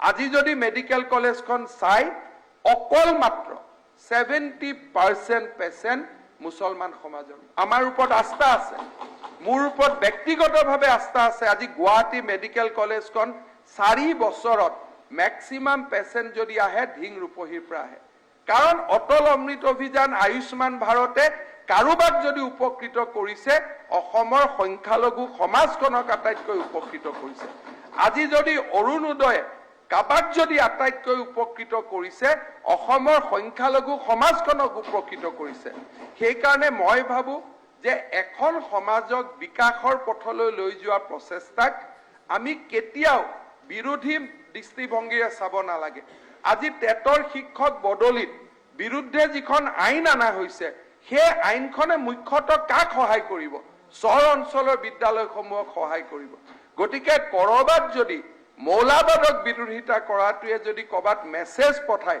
যে ধৰ্মক বিৰোধিতা কৰিছো মই ভাবো সেয়া ভুল কথা যোৱা কেইদিনমান আগতে আমিনগাঁৱত স্কুটি বিতৰণৰ সভা হৈছিল ৰেকিবুদ্দিন আহমেদ ডাঙৰীয়া আছিল তাত মই কৈছিলো যে আজি আমি ইয়াতে স্কুটি বিতৰণ কৰিছো এছাম ছোৱালী অথচ এই বয়সৰে একে ছোৱালী কোনোবা জাগাত 6 গৰাকী 7 গৰাকী সন্তানৰ পিতৃ হৈ জীৱনৰ বেদনাদায়ক দৃশ্যবিলাক তেওঁলোকে উপভোগ কৰি আছে তেওঁলোকে চাই আছে সেই সভাত মই কৈছিলো যে যেতিয়ালৈকে সেইখন সমাজক আমি ৰূপান্তৰ কৰিব নোৱাৰো কোনেও নিবিচাৰে আজি বিধানসভাত থকা কোনো এজন সদস্যই নিবিচাৰে যে 14 বছৰত কোনোবা ছোৱালীৰ বিয়া হওক 20 বছৰত 5 জনী ছোৱালীৰ সন্তানৰ মাতৃ হওক আজি বৰপেটা মেডিকেল কলেজত যেতিয়া মই যাওঁ ছোৱালীবিলাকক শিকাই দিয়া হৈছে যে বয়স কিমান মা দুটা সন্তান অলৰেডি লগে লগে কৈ দিয়া 24 বছৰ ডক্টৰক সুধো বয়স কিমান স্যাৰ ম্যাক্সিমাম 16 বছৰ শিকাই দিয়া হয় যে বয়সটো বেছি বুলি কবি সেইখন সমাজৰ উত্তৰণৰ দায়িত্ব আজি বিজেপি দলে গ্ৰহণ কৰিছে আমাক ভোট নালাগে আমি গ্ৰহণ কৰিব পাৰো এই কাৰণে কাৰণ সেইখন সমাজৰ ভোট আমাক নালাগে কাৰণ আমাৰ তাত ভেস্টেড ইন্টাৰেষ্ট নাই যেতিয়া মই কংগ্ৰেছত আছিলো পদে পদে মোক ভোটৰ প্ৰয়োজন আছিল সেইখন সমাজত আজি মোক ভোট নালাগে মই মিটিঙত কওঁ যে জলেশ্বৰত মোক ভোট নালাগে বাগবৰত ভোট নালাগে আৰু মই নিউট্ৰেল কাৰণে মই সেইখন তাৰ লগত মোৰ কোনো ভেস্টেড ইন্টাৰেষ্ট নাই কাৰণে আজি আমি সংস্কাৰৰ কথা ক'ব পাৰিছো যে হয় সংস্কাৰ লাগে সমাজখনত আজি আমি সংস্কাৰৰ কথা আপোনালোকৰ স্বাৰ্থ থাকিব ভোট লাগিব কোনোবাই ক'ব দাদা মোক কংগ্ৰেছ দলৰ মই নকওঁ ইনফৰ্মেলি 2-3 জন বিধায়কে নেতাই মোক কৈছে দাদা বিৰোধিতা নকৰিলেতো ভোট নাপাম এটা নাম খুদিলে মই নাম নকওঁ কাকো অপ্ৰস্তুত নকৰো কিন্তু কথাটো হ'ল যে মোৰ সেই সমস্যাটো নাই যে মোক ভোট নালাগে সেই কাৰণে মই ইয়াত থিয় হৈ ক'ব পাৰো যে 16 বছৰত ছোৱালী 6টা সন্তানৰ মাতৃ হ'ব নালাগে মই ক'ব পাৰো স্পষ্টভাৱে যে আজি দিন আৰু দুনিয়া দুইটাৰ শিক্ষা ইছলামিক লোকৰ প্ৰয়োজন আছে আমি আগবাঢ়িলে নহব আমি ডাক্তৰ হলে নহব আপোনালোকে মনৰ কথা শুনক আজি আমি কিয় এই বিলখন মই আনিছো হয় বদৰপুৰৰ পিছৰ এই ঘটনা মই পঢ়াব লাগিব আজি যদি হুজুৰ তৈবুৰ ৰহমান ডাঙৰীয়া জন্ম ইয়াত যদি তেওঁ এই দুনিয়াত থাকিলেহেঁতেন এই কিতাপখন লৈ গৈ তেওঁৰ ওচৰত মই আকৌ এবাৰ হাজিৰ হলোহেঁতেন তাত কি লিখা আছে এই আবু নাছেৰ ছয়দ আহমেদ ডাঙৰীয়াই এই মাদ্ৰাসা বিলাকত গৈছিলে ছোৱালীক সুধিছিলে যে ছোৱালীসকলক সুধিছিলে যে আৰু ল'ৰাক সুধিছিল যে তোমালোকে এই মাদ্ৰাসাত পঢ়িব খোজা নে জেনেৰেল স্কুলত পঢ়িব খোজা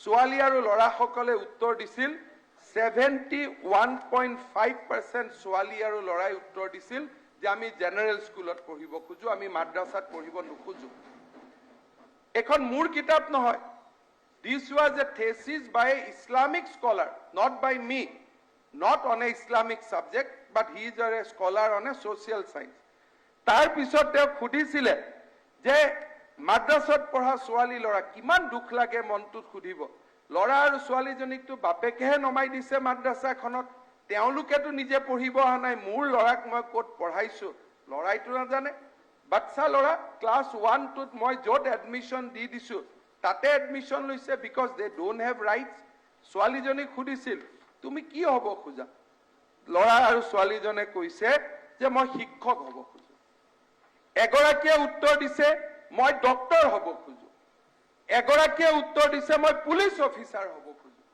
এগৰাকীয়ে উত্তৰ দিছে মই গভৰ্ণমেণ্ট অফিচাৰ হ'ব খোজো, আনগৰাকীয়ে উত্তৰ দিছে মই স্পৰ্টছ পাৰ্চন হ'ব খোজো। কোনেও ইয়াত উত্তৰ দিয়া নাই যে মই মছজিদত গৈ ইমাম হ'ব খোজো। কোনো এগৰাকী ছাত্ৰ ছাত্ৰীয়ে উত্তৰ দিয়া নাই যে মই ইমাম হ'ব খোজো। সকলোৱে ভাবিছে মাদ্ৰাছাত মোৰ দেউতাই দিছে মইতো ডাক্তৰ হ'ম, মইতো ইঞ্জিনিয়াৰ হ'ম। ক্লাছ 10ত গৈ মই বুজিছো যে মোক দেউতাই এনেকুৱা এটা শিক্ষা দিলে যে মই ডাক্তৰো হ'ব নোৱাৰো, ইঞ্জিনিয়াৰো হ'ব নোৱাৰো। কোনোবাই চেপ ললে যে নহয়, আল্লাই কৈছে মই আল্লাহৰ কামত থাকিব লাগে, কিন্তু আল্লাহটো মোক ডক্তৰ হোৱা মানা কৰা নাই, আল্লাহটো মোক ইঞ্জিনিয়াৰ হোৱা মানা কৰা নাই। তাৰ পিছত আপোনালোকে সুধি চাব, সুধা হৈছিল যে এই শিক্ষা তোমালোকে ভাল পাইছানে? 11% অকল ষ্টুডেণ্টে কৈছে যে ইয়েছ আমি ভাল পাইছো। ডিছলাইক কিমানে কৰিছে? 12%। বাকী সকলে কৈছে আমি বেছি, নট ভেৰি মাছ 36%। আৰু কিছুমানে কৈছে আমিতো নাজানোই, উই আৰ আনচাৰ্টেন 22%। আজি তাৰ পিছত আপোনালোকে চাওক যে আজি আমাৰ ইয়াতে মানুহক সুধিছে যে তোমালোকে কিয় দেউতা, তোমালোকে কিয় মাদ্ৰাছাক পঠোৱাইছে? গাৰ্জেনক সুধিছে, গাৰ্জেনে কৈছে আমাৰ হাতত কোনো উপায় নাই, আমাৰ হাতত একো ব্যৱস্থা নাই, আমাৰ খোৱা বোৱাৰ পইচা নাই। আৰু কিছুমানে কৈছে যে এইটো আল্লাহৰ উইচ 14%। মই আমাৰ সদনত যিসকল আজি আৱেগিক হৈছে, চিলড্ৰেন ডিজিয়াৰ মাদ্ৰাছত পঢ়ি থকা শিক্ষকক, ছাত্ৰক শিক্ষকৰ আগত ইণ্টাৰভিউ লোৱা হৈছে in presence of the teachers. ষ্টুডেণ্টজনে উত্তৰ দিছে যে মাদ্ৰাছাতে পঢ়ি থাকিব খোজা নে জেনেৰেল ষ্টাডিত যাব খোজা। 83% ষ্টুডেণ্টে কৈছে যে আমি জেনেৰেল ষ্টাডিত পঢ়িব খোজো, আমি মাদ্ৰাছাত পঢ়িব নোখোজো। So this is the reality of your society. আপোনালোকৰ সমাজখনক আপোনালোকে চোৱাৰ সময় আহিছে। আৰু মই আজি এইখিনি কথা ক'ব পাৰিছো কাৰণ আপোনালোকে এই কথাখিনি ক'ব নোৱাৰে, আপোনালোকৰ ভোট নোহোৱা হ'ব। মই এইখিনি কথা ক'ব পাৰো কাৰণ মোক ভোট নালাগে, মোক ভোট নালাগে কাৰণে এই কথাখিনি মই ক'ব পাৰো। কাৰণ আমি সেই ধৰণৰ জাগাত গৈ ভোট বিচাৰো নে প্ৰশ্ন নুঠে আৰু পোৱাৰো প্ৰশ্ন নুঠে আৰু another 20 years চলে। আজি অধ্যক্ষ মহোদয়, সভাপতি মহোদয়, এই যে আজি আমি এই স্কুলবিলাক আমি বন্ধ কৰিব যোৱা নাই। আপোনালোকে দেখিব অহা 2 বছৰৰ ভিতৰত মোক আপোনালোকে ক'ব এই স্কুলবিলাকত এনৰোলমেণ্ট বাঢ়িব। আজিৰ দিনত ফ্ৰড ষ্টুডেণ্টবিলাকে তাতে কাম কৰি আছে, পঢ়ি আছে, যাক মেট্ৰিকৰ চাৰ্টিফিকেট লাগে। ফ্ৰড কিয় কৈছো? এগেইন ইয়াত কৈছে যে যিমান এনৰোলমেণ্ট দেখুৱাইছে তাতকৈ বহুত কম এনৰোলমেণ্ট আছে, খালি প্ৰাদেশিকৰণ হ'বৰ কাৰণে এনৰোলমেণ্টৰ কথা তেওঁলোকে দেখুৱাইছে। আজি আপোনালোকে দেখিব in next 5 years, next 2 years এই স্কুলবিলাকত আমি কি কৰিছো? কেৰিকুলাম চেঞ্জ হ'ব, থিঅলজিকেল ছাবজেক্টখিনি নোহোৱা হ'ব, তাৰ জেগাত অংক, গণিত, বিজ্ঞান আহিব। আৰু আপোনালোকে দেখিব নাম্বাৰ অফ ষ্টুডেণ্টছ আজি মাদ্ৰাছা হৈ থকাতকৈ যিমান আছে, number of students will increase and that too from the Islam community, that too from the Muslim community. আপোনালোকে মই বিশ্বাস কৰোঁ যে এই সিদ্ধান্ত যদি জনপ্ৰিয়তাৰে আপোনালোকে জোখে 2 বছৰ পিছত আপোনালোকে দেখিব আজি সকলোৱে নিজৰ সমষ্টিৰ মাদ্ৰাছাবিলাকৰ এনৰোলমেণ্ট কৰি লওক।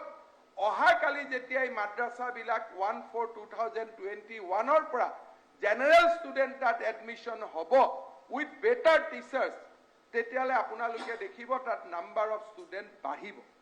আৰু 10 বছৰ পিছত আপোনালোকে গৌৰৱ কৰিব যে সেই স্কুলৰ পৰা এলামনি কোন? অমুক ডক্তৰ।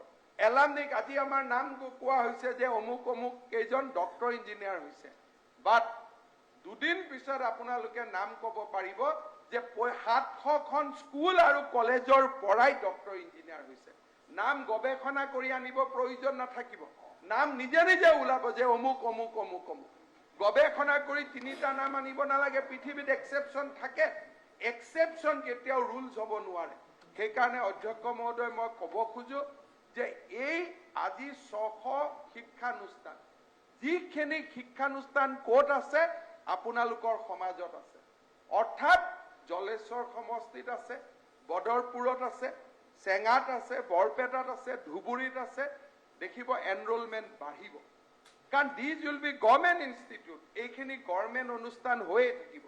মাত্ৰ থিঅলজিকেল ছাবজেক্টখিনি নোহোৱা হ'ব, বিল্ডিং একে থাকিব, শিক্ষক নতুন শিক্ষক আহিব, পুৰণা শিক্ষকসকলেও দৰমহা পাই থাকিব, নাম্বাৰ অফ ষ্টুডেণ্টছ বাঢ়িব।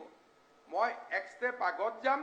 আজি চেয়াৰমান আলী ডাঙৰীয়াই যিটো কৈছে আৰবিকৰ কথা, তেখেতে যিটো আৰবিক শিক্ষাৰ কথা কৈছে, we are talking about functional Arabic language, not this Arabic language.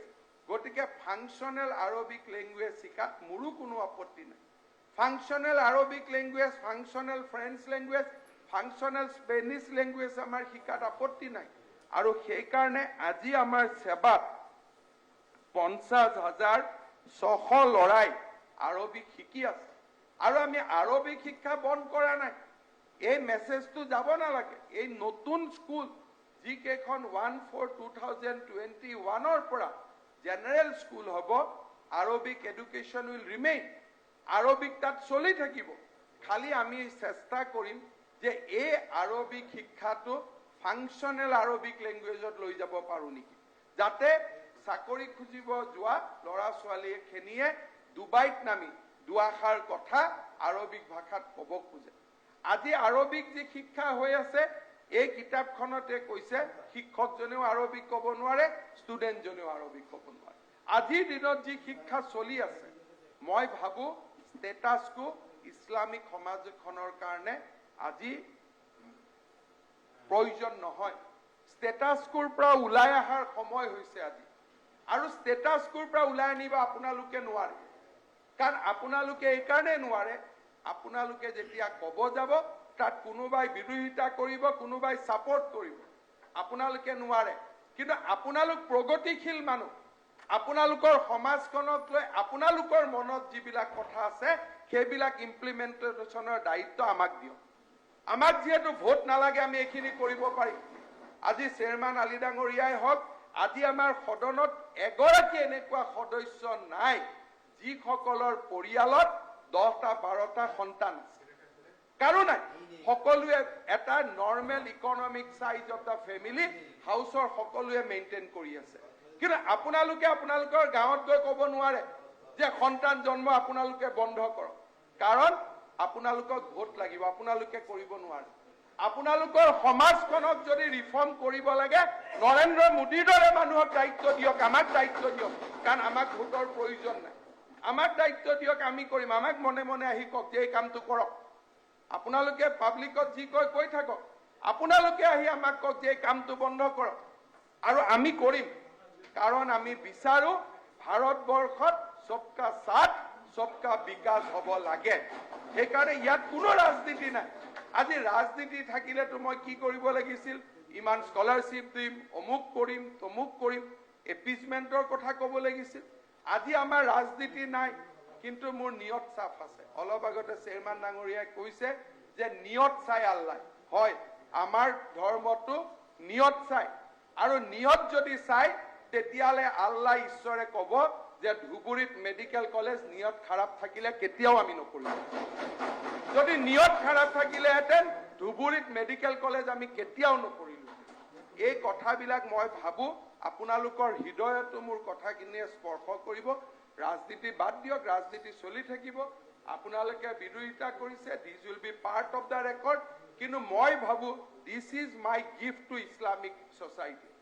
এই যে মাদ্ৰাছা কেইখন আজি মই জেনেৰেল এডুকেশ্যনেল ইনষ্টিটিউট কৰিলোঁ, 10 বছৰ পিছত তাৰ পৰা যিবিলাক মুছলমান ল'ৰা ডক্টৰ ইঞ্জিনিয়াৰ হ'ব, তেওঁলোকে আমাৰ চৰকাৰখনক কৃতজ্ঞতাৰে সৈতে ক'ব।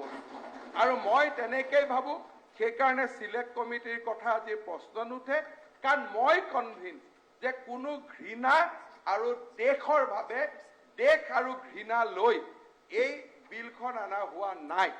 বৰঞ্চ এখন ৰক্ষণশীল সমাজ, পিছপৰা সমাজ, শোষিত সমাজখনক প্ৰগতিৰ দুৱাৰদলিলৈ লৈ যোৱা অদ্ভুত আৰু দুৰ্বাৰ সপোনেৰে সৈতে এই আঁচনিখন আজি আমি ইয়াতে প্ৰস্তুত কৰিছোঁ। যোৱাকালি মই কৈছিলোঁ যে হয়, legally Euro argument doesn't stand, যে কোনো ধৰণে আমি এটা ধৰ্মৰ শিক্ষা দিব নোৱাৰো কম্পাৰেটিভ ষ্টাডি ইয়েছ কটন কলেজত ইছলামিক ষ্টাডি আছে ইছলামিক সভ্যতাৰ ষ্টাডি হ'ব পাৰে তাক কোনেও না কৰিব নোৱাৰে বাইবেল কোৰাণ গীতাৰ মাজত কম্পাৰেটিভ ষ্টাডি হ'ব পাৰে তাত কোনো আপত্তি নাই কিন্তু কৌমী শিক্ষাৰ ওপৰত চৰকাৰে ধন দিব নোৱাৰে অম্বেদকাৰে যেতিয়া সংবিধানত বিভেদ হৈছিলে সেই সময়ত অম্বেদকাৰে কৈছিল যে religious instruction has no place in curriculum এইটো ডক্টৰ B.R. আম্বেদকাৰে কৈ গৈছিল কিন্তু পশ্চিমবংগ আৰু অসমত আমি এই কামটো কৰি আছিলো বিকজ অফ এ ট্ৰেডিশ্যন কিন্তু যদি মই এই কথাখিনি কওঁ যে বাইবেল নাই গীতা নাই গতিকে কোৰাণো নহ'ব এনেকুৱা লাগিব যেন আমি জেদত কৰিছো আমি কিবা দেশ আৰু ঘৃণাৰে কৰিছো নেকি কিন্তু যেতিয়া লিগেল প্ৰশ্ন আহে we have to answer legally কোৰ্টত হয়তো will answer that in legal terms যে নহয় কোৰাণ আমি শিকাব নোৱাৰো পবিত্ৰ কোৰাণ আমি শিকাব নোৱাৰো কাৰণ পবিত্ৰ বাইবেল আৰু গীতাও আমি শিকোৱা নাই that will be my legal argument কিন্তু যদি আপোনালোকে আসল আৰ্গুমেন্ট শুনে প্ৰধানমন্ত্ৰী নৰেন্দ্ৰ মোদী ডাঙৰীয়াৰ যি সংকল্প আমাক ভোট নালাগে আমি এপিজমেন্ট নকৰো আমাৰ কিন্তু কমিউনিটিটোৰ লগত কোনো আমাৰ ভেষ্টেড ইন্টাৰেষ্ট নাই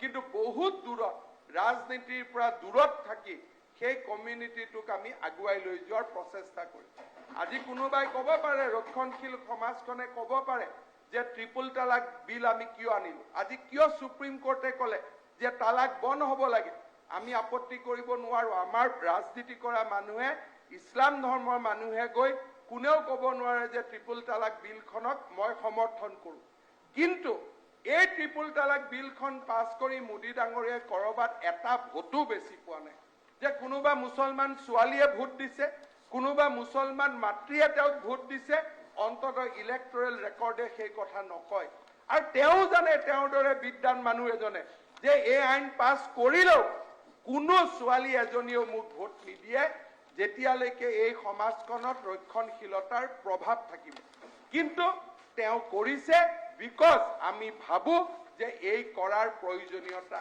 আছিল আৰু আজিও আমি কৰিছো কাৰণ মই ভাবো যে সেই সমূহ স্কুলত যেতিয়া ডাক্তৰ আৰু ইঞ্জিনিয়াৰ ওলাব এয়া আপোনালোকৰ বাবে গৌৰৱ কঢ়িয়াই আনিব তৃতীয়তে মই দেৱব্ৰত শইকীয়া ডাঙৰীয়াৰ লগত একমত যে ভাৰত চৰকাৰৰ যি পলিচি সেই পলিচি মতে লাহে লাহে কৌমৰ লগত কাম কৰি 2008ত আমি প্ৰচেষ্টা চলাইছিলো সফল নহলো লাহে লাহে কৌমৰ লগত কাম কৰি উইদাউট এনি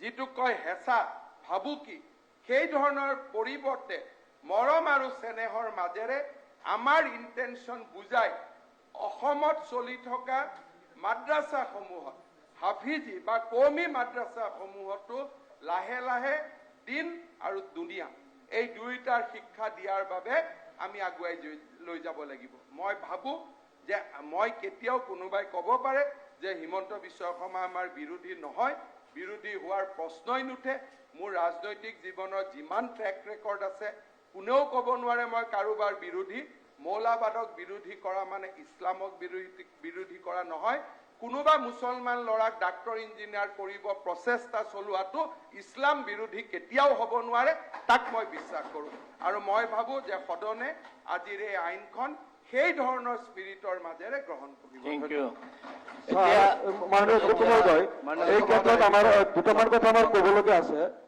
অধ্যক্ষ মহোদয় প্লিজ চিট ডাউন মই সকলোৱে শুনিম তিনিজন চাৰিজন একেলগে সোমাই উঠিলে হ'ব প্ৰথম প্ৰশ্নটো হৈছে যে আমি প্ৰায় এঘণ্টাতকৈ বেছি ডিবেট কৰিছোঁ এইটোত মন্ত্ৰীয়েও প্ৰায় আধা ঘণ্টা কৈছে আপোনালোকৰ প্ৰায় এঘণ্টা সময় আমি দিছিলোঁ এঘণ্টা 45 মিনিটটো সময় দিছোঁ মই কথা যে এতিয়া আমাৰ সংশোধনী গীতাৰ ওপৰত প্ৰত্যাহাৰ কৰা বা নকৰাৰ কথা আহিব যদি আপোনালোকে কিবা এটা ক্লেৰিফিকেশ্যন পালে প্ৰত্যাহাৰ কৰাৰ কথা ভাবিছে কৰক নহ'লেতো মই নোৱাৰিম এনেকৈ কথা পাতি